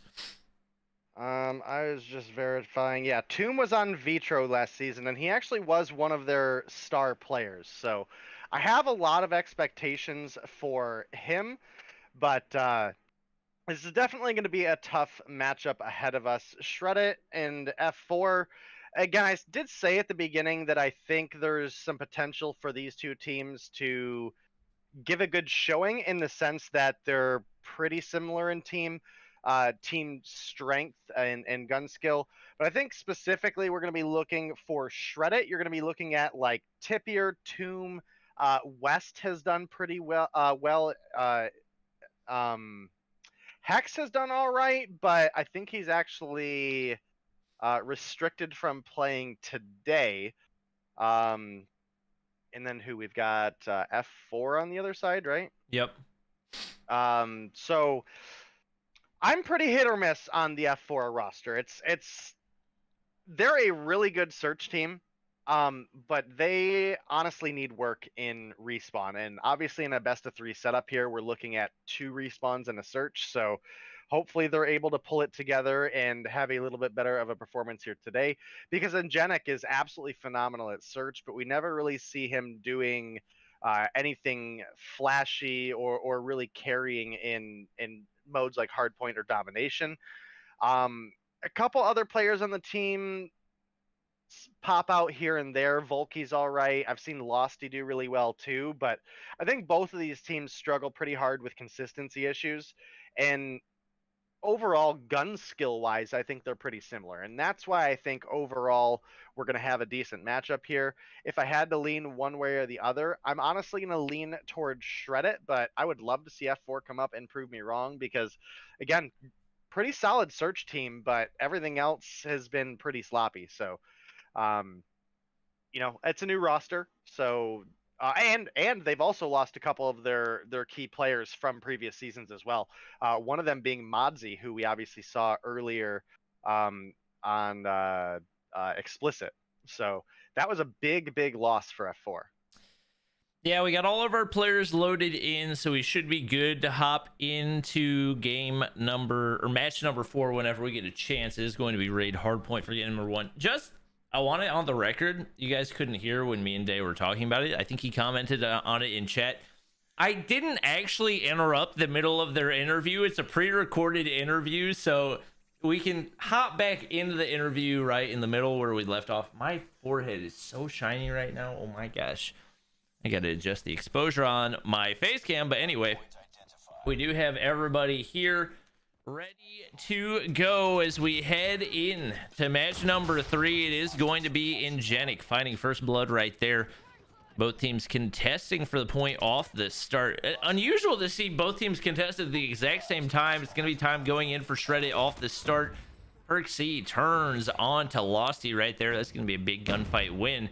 And pretty solid map control for Shredded as right now F4 finds themselves trying to play catch up right here with no map control. Nobody on the hill. Some easy time off the start for Shredded. Yeah, Shredded in a great opening position here. Obviously, we're still on the first hard point, so this is not set in stone by any means.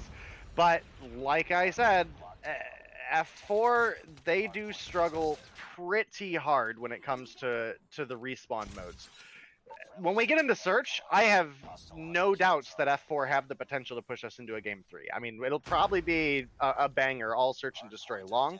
But then when we get back into the domination, we'll have to see F4 really start to show up, because I don't anticipate seeing too much out of the hard point here. And right now, it is Shredded. They are in on the second hard point here. Ingenic, definitely the best player for the side of F4, in my opinion, who actually, you know, despite me not necessarily trashing him at the beginning, but saying, you know, necessarily that he doesn't shine a lot in search, comes out with a quad. He has an early pred and is really helping his team try to stay in this.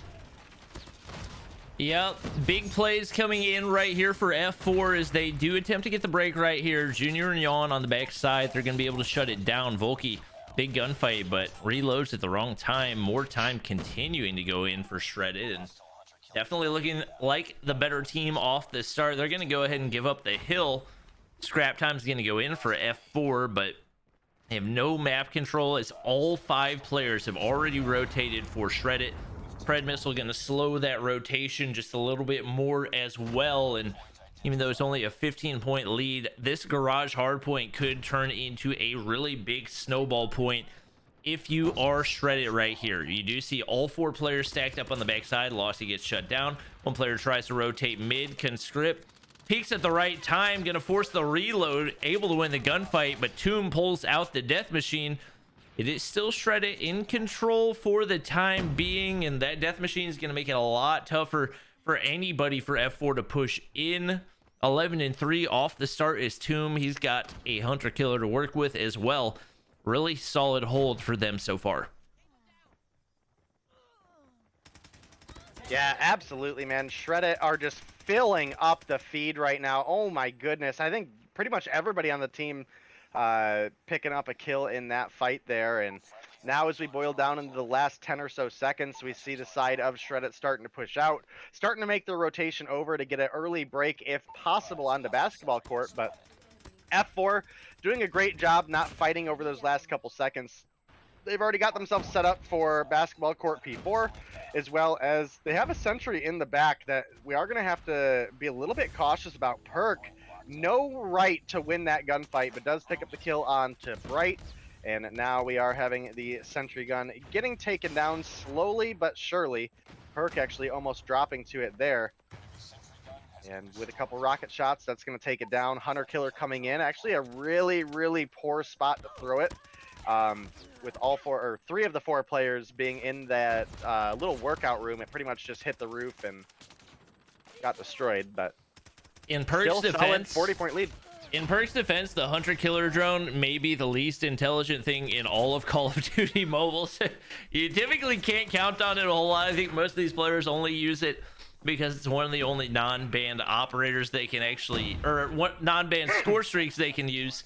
You see the loss he's sending out. It's also a low score, so you can get them, and it's like a 50-50, right? It's either hitting a roof or it's getting a kill. So. Exactly. And Lossy actually finds one right there, so that's gonna keep F4 in things right now. It looked like it was gonna turn into a blowout. I believe there's a 70-point lead, but pretty much a full hold going in for F4 right there. Big kill coming in for Tomb as he's doing everything that he can. 15-6 right now. No operators or score streaks to work with, but obviously we got a sentry gun down. Bright finds a double with the hunter kill, or with the pred missile right there. Very back and forth so far. Tomb in a rough spot. He's going to get shut down by Angenic, and it looks like an opportunity for some more time to go in as we see a QXR coming out for Conscript. Not necessarily a bad gun.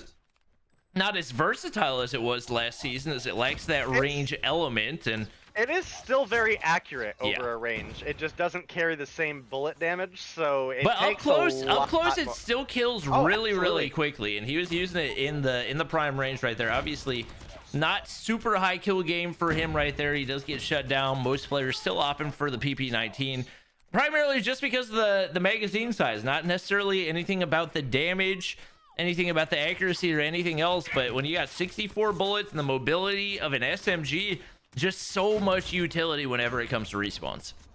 I'm just glad that it's 64 and this isn't Cold War where it's 85, because 85 is like, why not just use an LMG at that time? Oh, that's right, because it's literally an LMG. So, yeah. It doesn't suffer as bad in the range there, but obviously COD Mobile pretty free to balance here, doing a great job doing so. Perk with a big triple kill with the equalizers there, gonna get himself a pred. Gonna pick up, I think, 1 to end the game there, but a 150 to 102 win going over to the side of Shreddit. I don't think this is anywhere out of the realm of expected. It wasn't a blowout, but it was certainly a pretty commanding Shreddit win. If you look at the actual kills, it wasn't a huge disparity, but definitely a lot of players, a couple kills negative on the side of F4. And Genic, the only player to go positive, 14 and 13. And it's pretty close from there. I think Conscript and Bright struggled a bit more than the rest, but lost the 11 and 17. Not horrible for the fact that he has a minute 15 on the objective. And Volky sitting at 12 and 15. He was that other player that I was like, yeah, he's pretty solid. So I think as we move into Search and Destroy, we probably see a pretty similar outcome, but in reverse. Tomb, definitely a big showing, however, for this hard point on Shreddit here. 21 and 8, solid. A minute 45 hill time as well, the most in the lobby. So not sacrificing objective to be a slayer, just good all around player. And you know, he was one of those players I hyped up from Vitro last season, where I was like, man, there's good players on this team. They just haven't really found the roster that they're looking for. So I'm glad to see Tomb coming in and doing well here. And I'm definitely excited for this Search and Destroy, which again, I think leans a little bit more F4. If I had to put a number on it, I'm probably looking at maybe a 6-4 F4 win for Search. But then I probably roll back right into the court of Shreddit for domination. So we'll have to see. Yeah, I think thinking back to when F4, I believe they went up against NYSL Mayhem in Masters on Monday. They actually did surprisingly well in the first half. They did kind of fall apart in the second half once Little B found his momentum, but I think it was Volky hitting some big snipes for them. Could potentially expect to see that again. Not sure if there's any one sniper we got to watch out for Shreddit. Obviously, it is going to be standoff, search, and destroy, so sniper is not going to play as big a role as if it was raid or firing range. There's a lot of opportunities to minimize those long angles, but still usually going to play a pretty big role. We'll see if F4 is able to pull something out, maybe push us to a game number 3 once again. The matchup does seem to be relatively even. I'd say F4 was a little bit streaky in game number 1. They very slow off the start, but then they end up getting a full hold, I believe, on basketball, and kind of back and forth, but definitely not really super outmatched, and the gun skill always tends to lean toward a relatively even search and destroy. Yeah, absolutely. And like I said, F4 is a pretty search and destroy heavy roster in my opinion. So that's why I'm thinking they probably have a better showing here.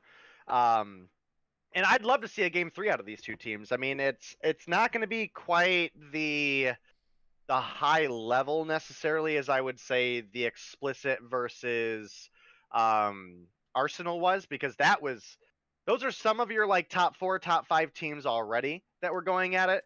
And I think overall both those teams are better than Shreddit and F4. But again, just for these two teams being pretty even, this should be a pretty solid matchup. I'd love to see a game 4 or game 3 out of these two teams, but that's going to rely on F4 coming through strong here. And it does look like we actually had at least one swap out here picking up D-Lily. I'm also seeing Bright in the lineup now. So again, this is kind of more of their starting roster, I would say. And we'll have to see what that spells out for F4 here. Maybe this is the change that they need. But then again, you also have your other couple players that you had here were warmed up. So I don't know yet.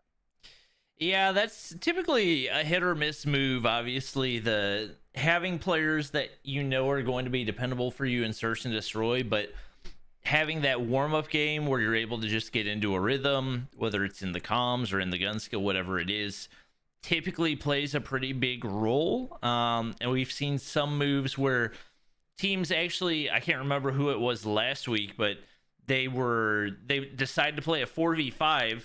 Maybe it was I think it was actually in Masters. They decided to play a 4v5 for the first 2 games of the series. Their 5th player finally showed up, and he went 9-21 in the final game of the matchup, and looked like it wasn't even worth it in the first place at all. So we'll see if that ends up being the right move right here. Bright and Lily, obviously, a lot of pressure on for them as they get brought in to try to clutch up in the search and destroy. And we'll see what they're going to be able to do. I don't think we've looked at the maps and bans, so we'll take a look at that real quick. We do have standoff, search and destroy, obviously, coming up right here. If we go to a game 3, it'll be Summit Domination. Bans on the Sparrow and the Annihilator. That's kind of the usual right now, so we will see a lot of death machines. The occasional gravity spike as well, but it does seem like the death machine has kind of become the go-to operator for a lot of these pro players. It's one of the more consistent ones, though. That's kind of what I've always described the Annihilator and the Sparrow as, and that's why they're banned usually. And 9 times out of 10, if we see a death machine banned over one of those two, it's going to be the Annihilator.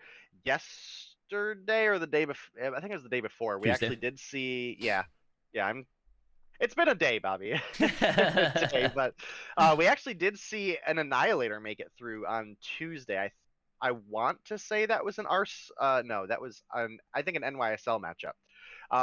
But leaving the Sparrow on board on the ban list instead of the Annihilator, definitely, in my opinion, a pretty questionable choice. I mean, if you're gonna look at the two just for consistency and what's easier to just get that one-shot kill with, it's gonna be Annihilator all day. So I would expect to see maybe the Sparrow and Annihilator be your #1 bans. If you go off meta, ban the Annihilator. Don't ban the Sparrow if the other team's going to ban the Death Machine. So we'll have to see how that develops. And obviously with COD Mobile, the meta changes every basically month. We get some new update with new balance changes. So we could see a massive change. They could nerf the death machine, and now nobody's using the death machine. So it's pretty consistent right now, though. It's really good at taking multiple gunfights as well. It has a faster time to kill than any of the LMGs, while you still have that kind of LMG speed. I personally, Bobby, am not super familiar. Is there a pre-wind-up mode for the death machine in mobile? Basically with the death machine, you do have like a specific amount of time that you effectively have to pre-fire with it in order to be able to get that fast time to kill. But in console, you can actually warm the death machine up and get it spinning without actually shooting. I didn't know. Yeah, you can't do that on mobile. Yeah, I didn't think so, but yeah. I figured I would ask. You know more than I do. Yeah. We do have all of our players readied up, or we did have all of our players readied up, so we should be good to go momentarily. I think of the death machine kind of like the operator version of the PP19, just because it has so much magazine capacity, it kills so quickly that it gives you a lot of opportunity to pre-fire those corners. Admins, if we could get the game ready to go. But yeah, I think it does give a lot of utility on that side of things. And part of the reason you don't really see it in multiplayer as much, I think, is because people don't understand the wind-up requirement for it, and maybe not necessarily the right situations to use it. But definitely one of the top tier operators. We are hopping in to the search and destroy right here. expecting to see some of those faster time to kill guns. We've seen a lot of PB19s in use. Obviously, pre-firing does have its place in search and destroy. You don't typically expect it to be as much. Yet to see a first blood right here. And actually, the player holding the back angle is going to have a QQ9 in play right now for Shredded. So we do see Tippier pulling out the Arctic 50 right there. Not going to spot anybody. Ooh, and finds Delily. First blood off the start. A clean shot right there, and definitely a big one for Shredded, is that's going to slow down the push for F4 that much more. I believe that was the sniper player for them as well, so they don't really have a sniper to try to open this up. They're going to have to depend on their gunfights, maybe see if Shredded makes a mistake, but they don't have much of a reason to make any type of a push. Some of the utility starts to go out. Smoke so that F4 can make the cross right here. They got 3 players set up, but the opposing side set up well on A. Trades go in for both sides. 1 player drops for each team. Volky going for the regen right here. Conscript drops a lot of HP. Not a whole lot of options for him. But he's going to be able to push in. They do get the kill. That's going to even things to 3-3 right here. 1 player over on tank side. And they're trying to figure out what the right move is. But Tapier's going to find Volky with a sniper in hand. Big trades going in once again. Bright finds one as well. Tombs all by himself, but probably the most experienced player on this Shredded roster. You got to have good faith that he might be able to clutch something right here. Pulls out the SMRS. Hit marker onto Bright. He has literally 5 HP, but he's going to be able to get the bomb down anyway. And that is not a good sign for Tomb. He's going to push on in. Not able to land any shots right there. Kind of stuck on the inside of Cubby. If they've got any type of utility, it is not going to be good for him. You hear some of it start to go out, but they actually missed the nade throw right there, and he's going to be able to stay alive a little bit longer. Positioning over by Tractor. Shots onto Bright. He's going to be able to get the kill. Maybe a questionable challenge.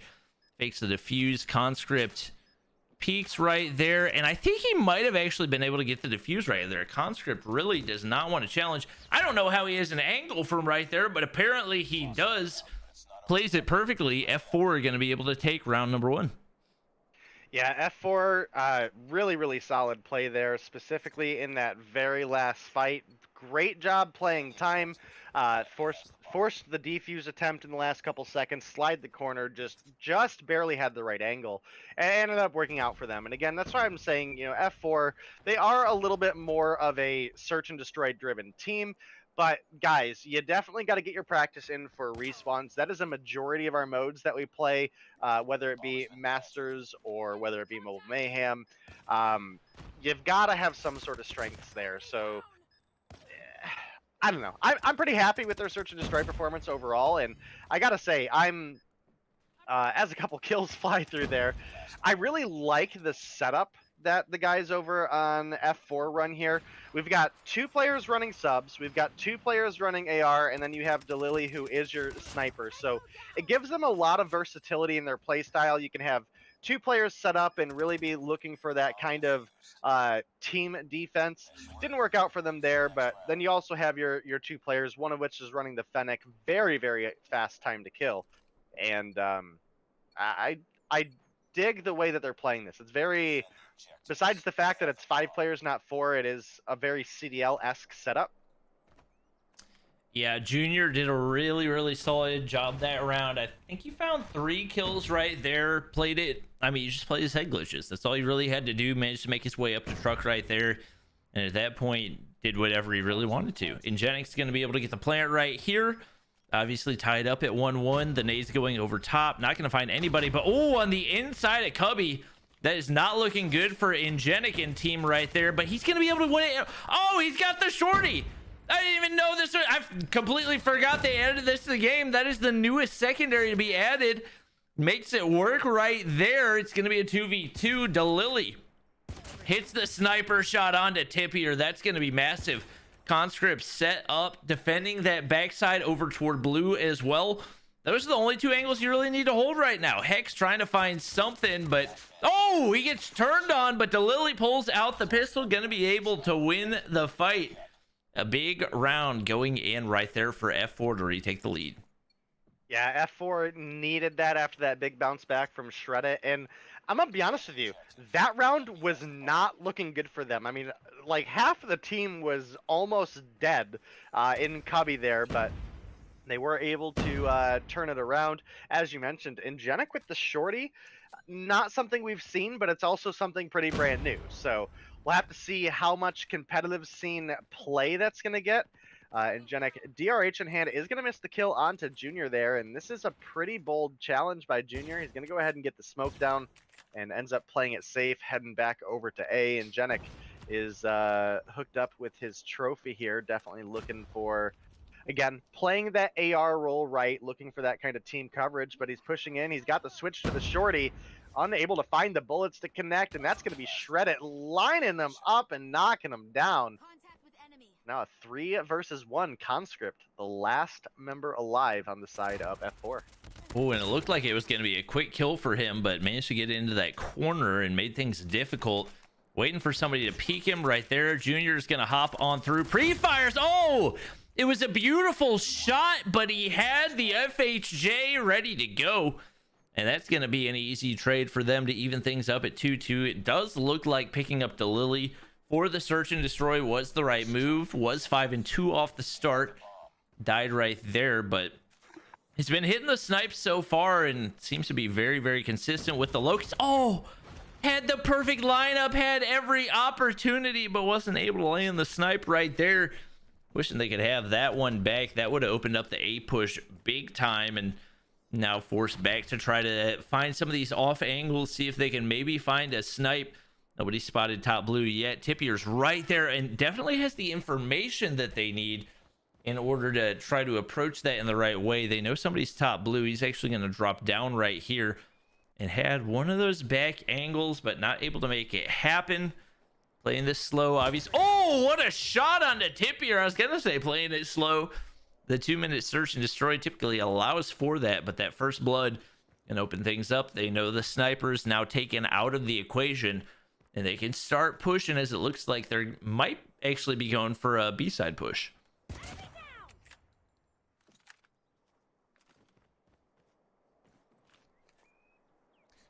Day, you might be muted. I am. DeLily, as you mentioned, definitely a really big pickup for the F4 team here. Not only found the jump onto the player blue side, but also was able to pick Junior off of the head glitch there. Might be looking for another one as well. Unable to find the bullet to connect, but I'll tell you what, DeLily has earned a massive amount of respect from me. Not because of the sniper plays, but because of the golden 1911. Anybody who has watched my stream knows that I'm a sucker for the 1911. I actually have a 1911, so definitely glad to see DeLily picking up a couple kills this game with that. But Yawn, ginormous triple kill, rotating through Broken there. And I don't know how nobody was watching that that rotation at that point, but it does look like we're going to have another round going over to the side of F4. 4-2 lead? 3-2 lead. 3-2 lead as we go into the second half, and Shred It got to step it up if they want to close this out 2-0, but like I said, F4, they are a search team through and through.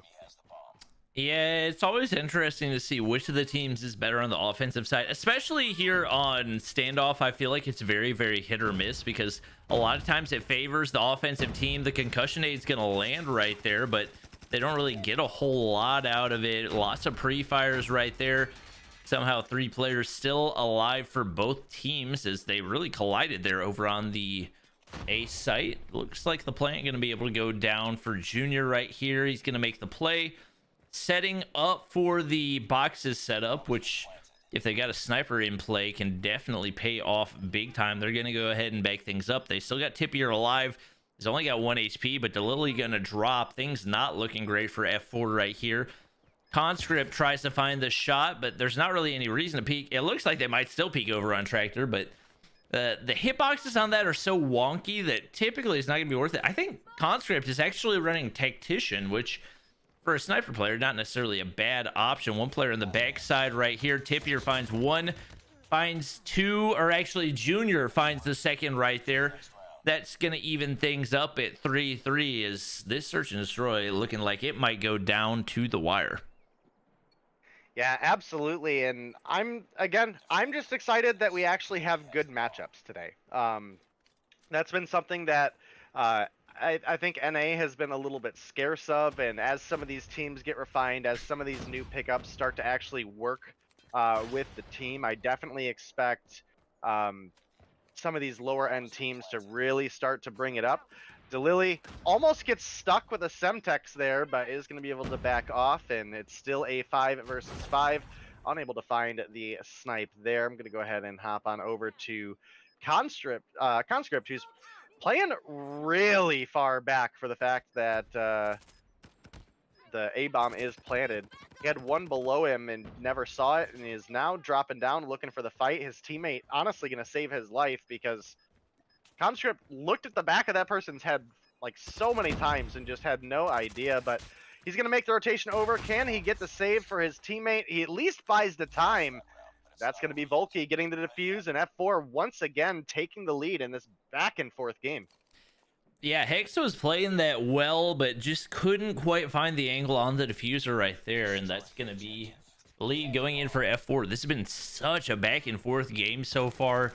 Both teams with multiple leads, obviously lots of ties going into play as well. If we look at the KDs, nobody really breaking out. Delily 8 kills, but also 6 deaths. If you look at the other side, you got Junior at 8 and 5, but nobody really way down at the bottom. Tomb struggling more than we typically expect from him, but looks like he is the OBJ player with the bomb in hand as well. So we'll see what these guys got, but not a whole lot of sniper plays right now.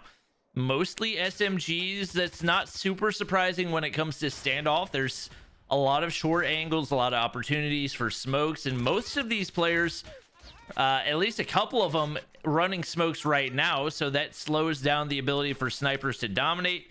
Conscript gonna send out one right there, I believe, running tactician smokes, which we don't see a whole lot at all. And Shreddit kind of falling apart right now. Would have loved to close this one out. Tomb gets the major assist right there, just like that. Tippier finds a 2-piece. That's going to even things up to 2.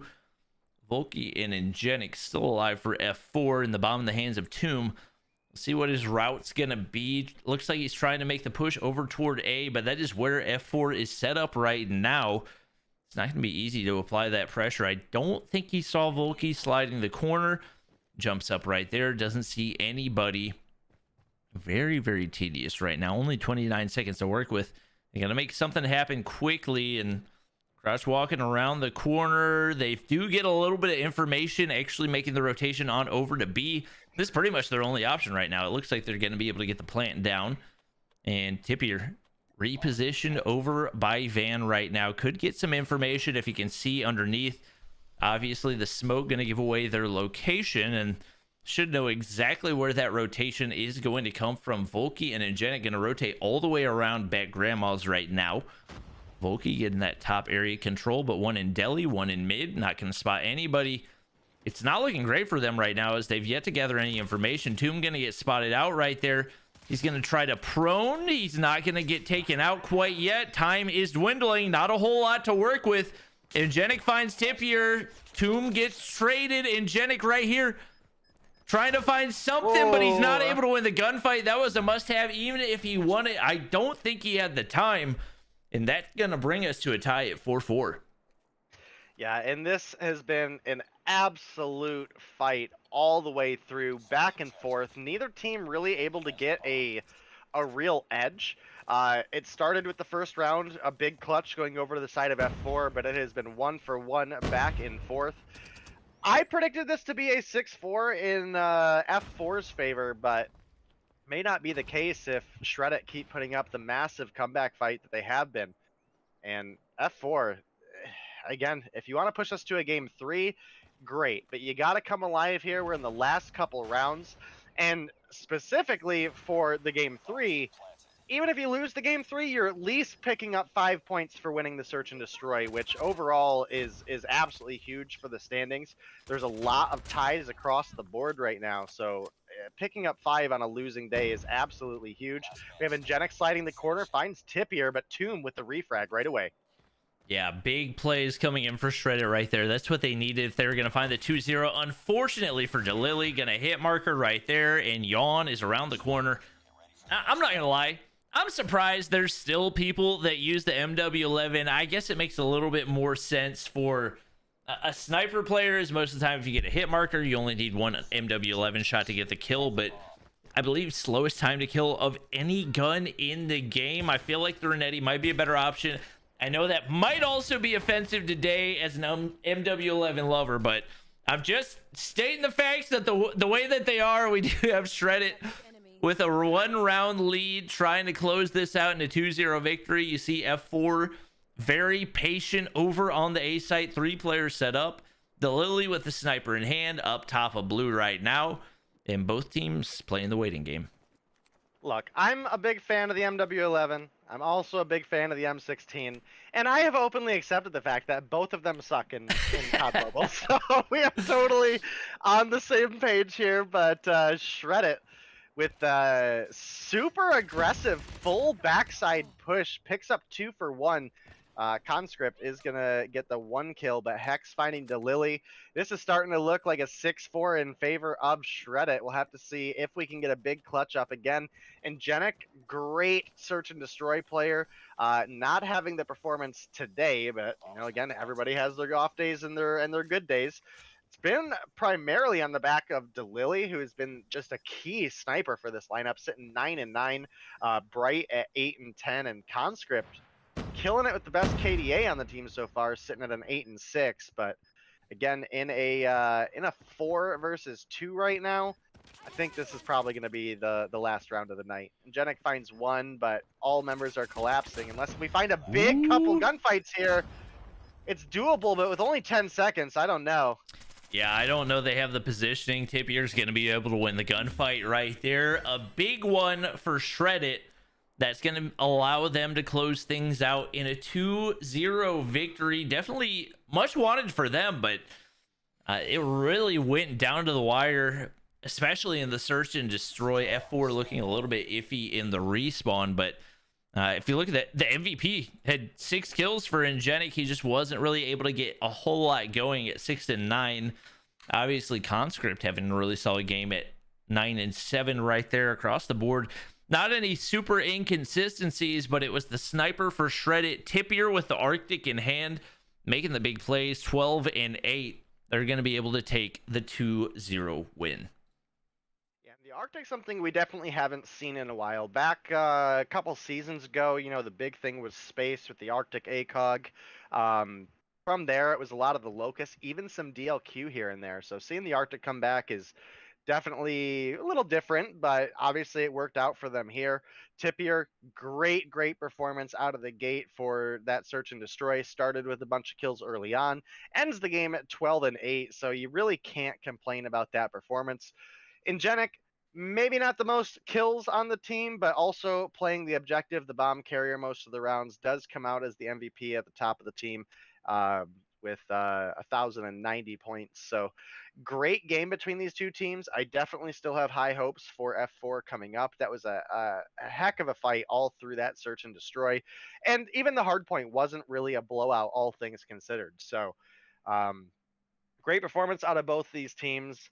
But I think that'll probably pretty much chuck us over into the second half of the interview, and then we'll get into the game 4 of tonight with you guys, which is going to be probably the most one-sided matchup of the night, I would expect. I don't want to sleep on Setsunai, but it is Tribe that they're up against, and Tribe, pretty much an unstoppable force so far this season. We've seen some outside games where obviously Zygnus has had great performance against them, but hey, we've got no Zygnus in NA this year.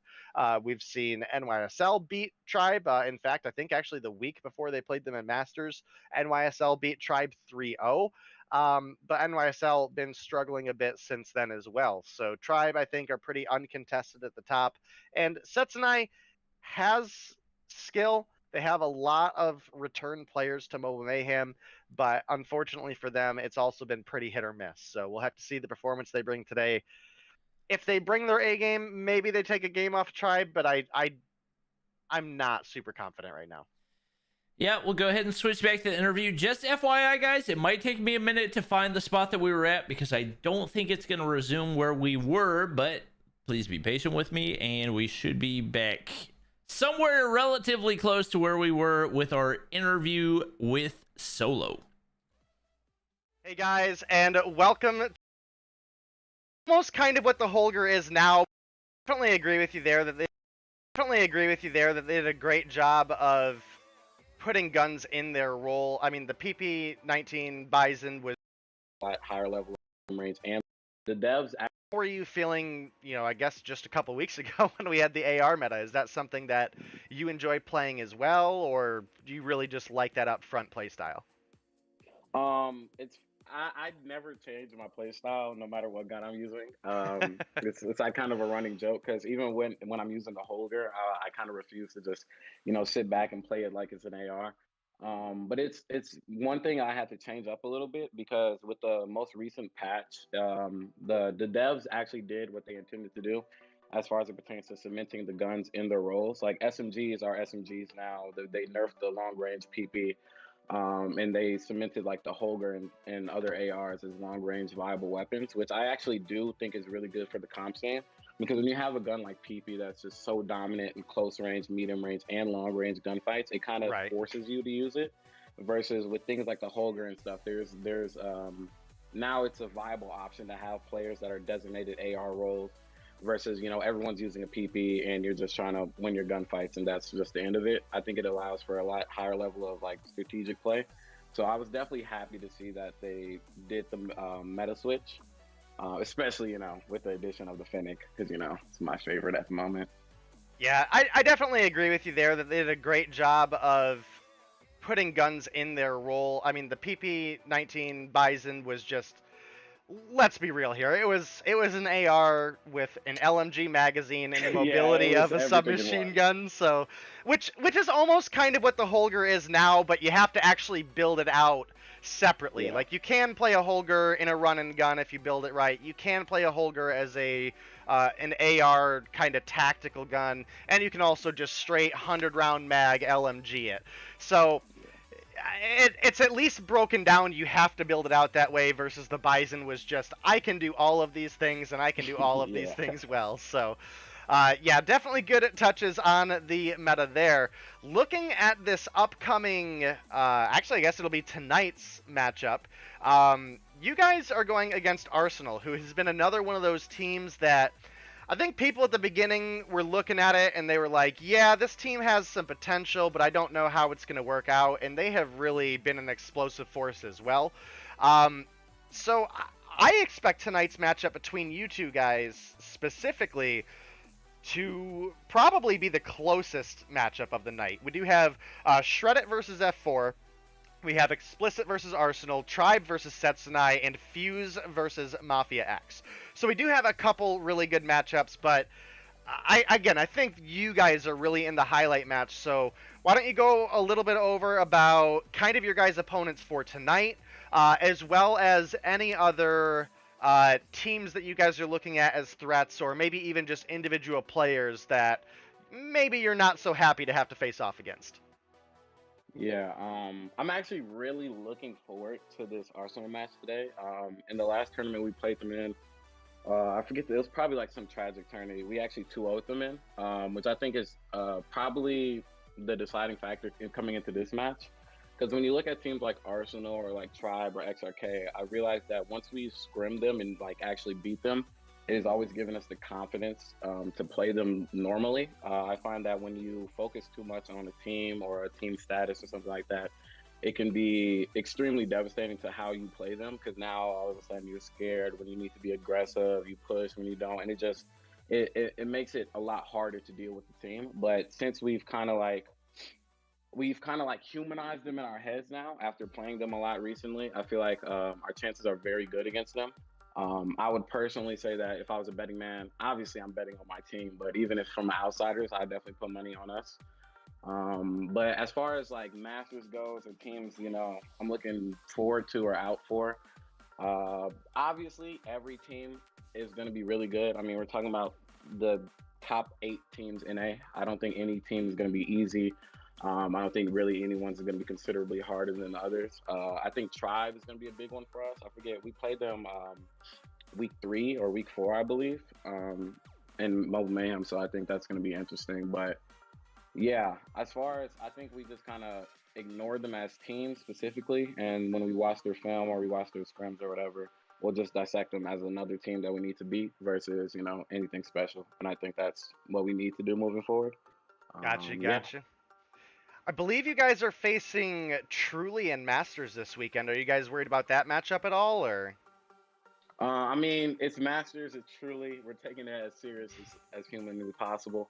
As far as players go on the team, a couple players that stand out, like maybe like Tip, what is it, High or something like that. Mm-hmm. There are a couple of players that are definitely, very large threats. But as a team, I think our chances are good. The way we've been practicing, I feel any team in Masters or NA in general, I feel like if we play to our best abilities and we play our game, I don't think anyone has a chance to beat us, especially in longer series like a best of 5 or best of 7, because I don't think there's a single team that's better than us in S&D, like hands down. So I think in that aspect, in terms of actually winning these games, there's not a single doubt in my mind that we can. I think at this point, it's about execution. So with Truly or any Arsenal or any other team, as long as we play our game, I am not worried at all. Fantastic. Well, like I said, you guys impressed me right out of the gate, and you continue to impress me along the way. So I'll definitely be looking out for you guys tonight, as well as this weekend in your guys' matchups there. So any closeout statements, shout outs, social media, stream platforms, anything you'd like to shout out for you or your team? Follow me on Instagram at really solo, spelled how it sounds. Lucifer on Trovo, Lucifer616, I believe is his Trovo handle. Yeah, look forward. Keep an eye out for us. I think we're going to be some upsets in the future. All right, Solo. Well, thank you so much for joining us for this interview here today. Like I said, good luck in your guys' games tonight, and can't wait to see you on the battlefield. Thank you. All right, ladies and gentlemen, that does lead us up to our final matchup of the night. It is going to be Setsunai versus Tribe. I mean, technically you see it as Set versus Tribe, so you could call it X-Set versus Tribe, which would be a rematch of last year's championship series, but very different teams. I would say, I think... Yeah. I think Meraldo's the only person that was on that team last year, so... Codeine, I think Codeine was on Gene Gaming. Is that right? I believe so. Yeah, so not a whole lot of overlap before this Setsunai team, but they've shown significant improvement. I'm excited. Yeah, if I'm being honest, I think the only game mode they have a chance in is Search and Destroy. Yeah. I think that's one that Tribe has been not necessarily bad in, but inconsistent. And we actually don't see Bolu in tonight's matchup. We got a very different Tribe team. So we have Childs, Band, Envy, Marshy, and Parrish. The absence of Bolu, obviously pretty significant, as he's been, I would say, the staple for this team pretty much ever since they won champs. So we'll see how that impacts them. But any predictions with that roster in place? Well, I think the most obvious prediction is that Tribe still just a outstanding roster, okay? Nobody's going to question that whatsoever. Now, one bit of information that I do want to point out here is that Tribe are actually on a team trip right now, and they are playing at, I forget which esports arena, but they are playing at an esports arena together in person, with the exception of Childs, I don't believe is there, is what Image was telling me. So kind of exciting.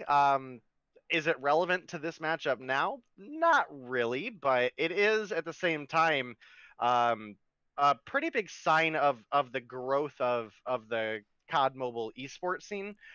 So I'm pretty excited about it. Obviously, we also had NYSL pick up the Mayhem roster, or and they had their team trip. So I'm pretty excited about everything going on in the COD Mobile competitive scene. Obviously, we've got Masters this weekend, which I do believe you're casting that, right, Bobby? I am not casting that. I am in a wedding. You're not casting Masters? I What? was gonna cast Masters Finals, but I'm in a wedding and there's nothing I can do about it. And you know what? He's a good friend. It's all right. The world will survive. So at least it was your choice not to cast. Exactly. Masters. I was going to. I actually felt bad because I told them I was gonna cast Finals, and then I told Molly, I was like, "Yeah, I'm gonna be casting this weekend." She's like, "You're in a wedding that weekend." I was like, "I'm in a wedding that weekend." So. All right, that would have been a really big miss if you weren't invited to cast the finals. So I'm glad it is at least you have something to do and not a mistake on COD Mobile's side for a pretty hefty drop of the ball there. But Yep.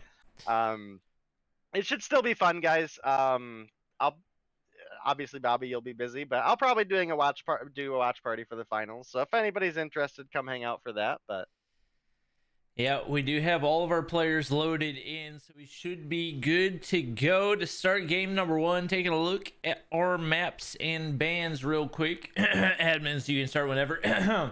We do have Summit Hardpoint for game number 1. Raid, Search, and Destroy, or I guess we do go to a game 2. Obviously. Firing Range Domination, if we go to a game 3. Bans on the Annihilator and the Sparrow. Bans on the Hackney Yard and Takeoff as well. And with that, we're good to go. Hopping into game number 1. Hardpoint identified. yeah, and again, I don't know if we should be expecting too much from Setsunai. I mean, if they come through with a hardpoint win over Tribe, I will be absolutely flabbergasted. But COD, pretty big return double, make it a triple there. And they have a couple points on the board, but right now it is just Tribe straight up with control of the middle building. Again, I don't really think anybody's shocked by that. We've got a couple Fenix in play. Obviously, it's a pretty strong weapon right now. Do have two players on the side of Tribe using it in Band, as well as Marshy. And as we look over at the opposition, we have some AS Val in play and some Bisons in play, but no Fenix on the side of Xset. And I think that's a pretty big miss in the current meta. Yeah, definitely just so strong in the close to mid range. Marshy's going to win another one right there. He's 6-0 and the close to off mid range, the start. which is all of Summit. Exactly. And Marshy was actually able to pick up PP-19. He's going to find a Pred. Well, he's not going to find a kill with the Pred missile. He's going to call it in and get some information at the very least. And Cheerio, who I believe is a new player for Setsunai, not looking great off the start. He is 0-8. And Marshy said, I don't even... Marshy, one of Marshy's catchphrases, he has many catchphrases. One of his catchphrases is nukes are stupid. Or nukes are dumb, I think is the technical one. So by jumping into a Goliath, he has basically accepted the fact that he's not going to get a nuke, even though he is 7-0 off the start. He's here to play the OBJ. He's going to find a kill on the Meralto. He's 9-0 and no shot at getting a nuke because, in his words, nukes are dumb. 80-2 off the start day. I think you hit the nail on the head.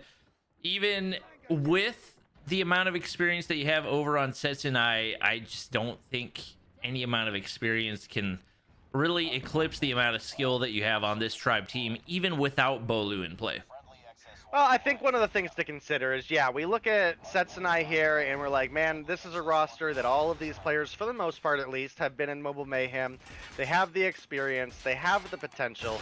But just one of the things to consider as well is how much time Tribe puts into their practice. I mean, this is essentially a full-time job for these guys at this point, right? So versus a team of players that, you know, aren't signed, they're really rocking an independent org here.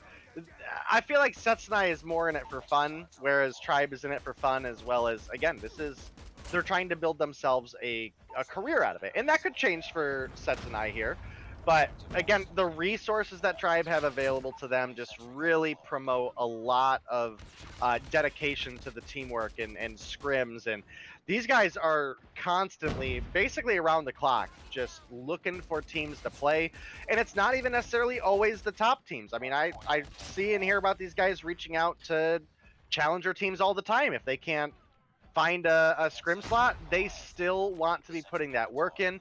Marshy, obviously a player who, even when he's not playing with the team, he is constantly just on the grind himself. And I think that pretty much spells out exactly what happened in the 150-2 win here.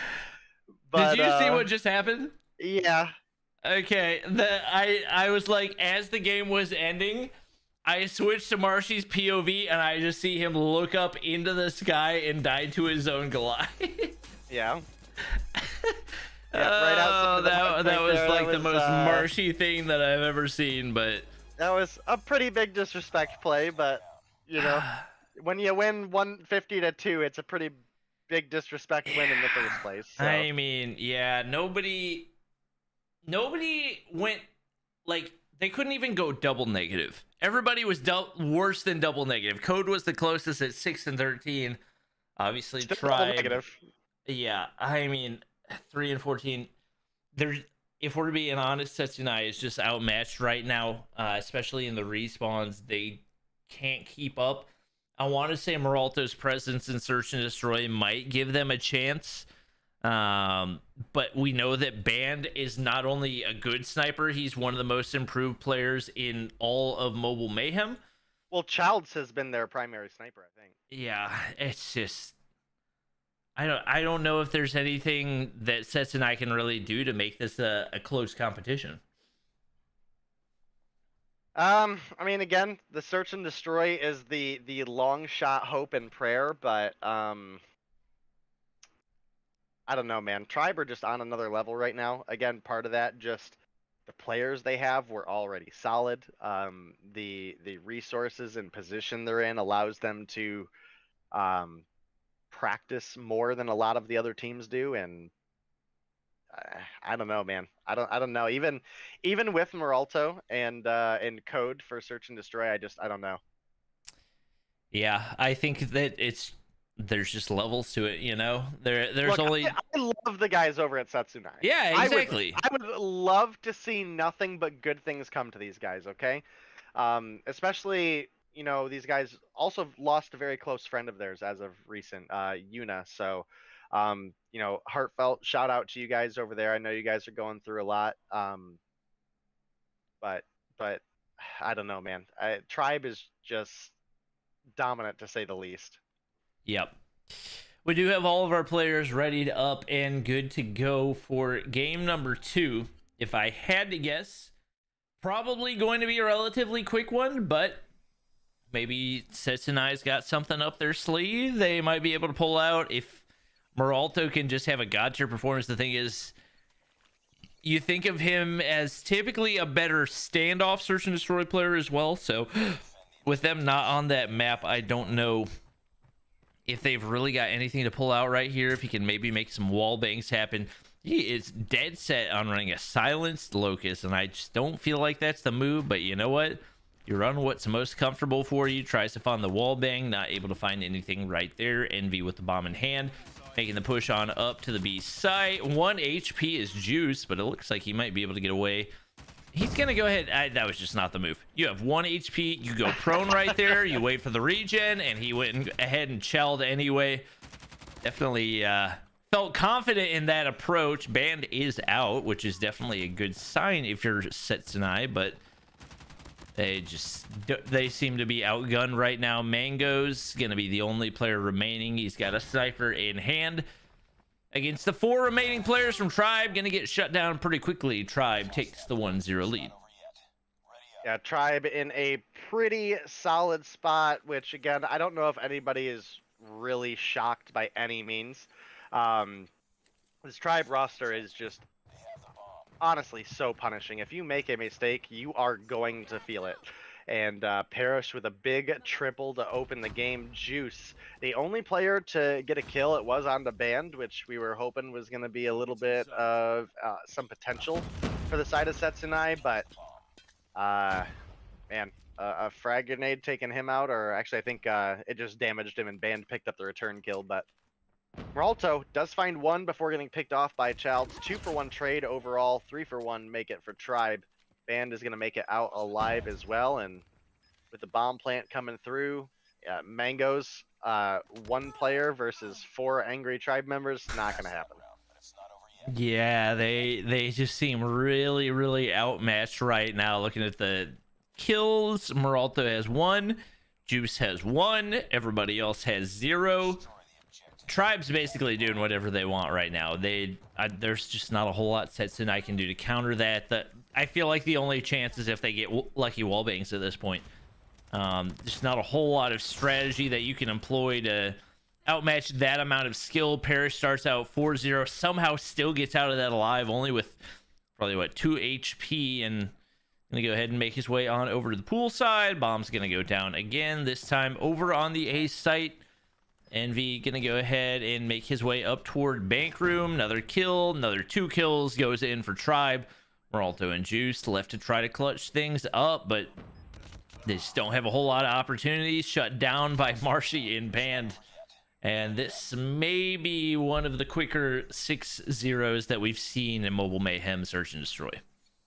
Yeah, I mean, Setsunai are a really good search and destroy team. I think, as you mentioned it, Meralto specifically search and destroy on standoff is like his map. And you know, it's funny because the first time we actually, you know what? That might have been Masters. You had called it out. You know, hey, Meralto on specifically this map, his wall bangs are absolutely crazy. And then the dude opens with 3 wall bangs in like the first 2 rounds. So, again, I love the guys over at Setsunai. I wish nothing good for them, but this is not the matchup. Yeah, they've got 4 kills in 4 rounds, just nothing really going their way. Parrish hasn't died, Childs hasn't died. Envy is miraculously going negative right now with the current scoreboard, but he seems to be the OBJ player for them right now. And Tribe, I mean, not only do they have the superior skill, but they just really seem to be in Setsunai's head. They don't know what direction to really go right now. COD gets caught from behind by Band. He's 9-1 right now. Cherio's at the bottom of the stairs. Not gonna be able to win that gunfight. Mango's not gonna be able to win one either. Band is just, I'm gonna be honest, based on everything I've seen throughout the past couple months, Band might actually be the best player in North America right now. Definitely could be the case. I mean, he went from a good player on Nova, where they had some pretty major roster struggles, to now he's with a dedicated team that puts the practice in. I'm still kind of hit or miss on if they warm up or not, but you know, overall the team dedication I think is there for him, and that's really what he was looking for. So he has shined in a way that we don't see players often, I guess, like glow up in that comparative level. So pretty proud of him overall, and it's looking like this one is probably over. I mean, he just torches everyone that he sees. He finally gets dropped right there, but not that the round itself was super quick, but from the first blood to the end of the round was just absolutely ridiculous. Setsunai didn't stand a chance. Band was in perfect position right there. Everybody gets shut down. You got Mangoes with 0 kills, COD with 0 kills, Meralto with 1, Juice with 1. Cheerio did everything that he could to get 4 right there, but that was one of the quicker series that I have seen in my time casting Mobile Mayhem. Yeah, and again, I think everybody pretty much expected that out of the gate, because just the level of competition between Setsunai and Tribe. Don't get me wrong, Setsunai is a really good roster with a ton of potential, but that potential is going to be growing over the season. That potential is going to be facing your matchups in, like, if you want me to be just blatantly honest here, like Setsunai as they sit, a team that is probably 8-7-6 in the lineup, somewhere in there. but has the potential to push into that top 5, has that potential to be a top 4 team, especially if Moralto can have one of those breakout seasons. We've seen him do it before, and there's a lot of talent on this roster, and I don't know, put the practice in, and I hope to see more out of them. I hope to see them grow as a team and really put their best effort forward. Yeah, definitely hoping to see big things out of them in the future, but that is going to round out today's games for Mobile Mayhem. Appreciate you guys watching. We had some good matchups. I think especially the Arsenal versus Explicit matchup was super fun to watch, so I'm excited to see Day's breakdown for that. He is going to be hosting the Spawn over on his channel, which is what we're going to be rating right now, so whether you're on YouTube Appreciate it. on Trovo, make sure to check that out. They're going to be breaking down today's games, talking about the matchups and everything else. Their guest is going to be Jingo, I believe. Yep, and then we also have Verdict instead of Zim today. Zim is out of town, so should be a fun one. We'll have a little bit of EU coverage at the start. I want to keep it pretty NA for today. We do plan on branching into more EU stuff, but obviously just before Mobile Mayhem NA today, EU had their stuff. Verdict is one of the casters there, so there'll definitely be a little bit of touch there. We'll go into some of the games today. Definitely going to get into that exciting Arsenal versus Explicit matchup, and I'm pretty excited for it.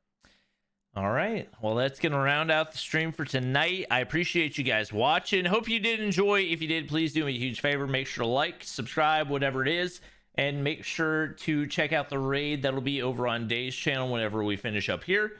Appreciate you guys watching. Make sure to like, subscribe, and we'll see you guys in the next one.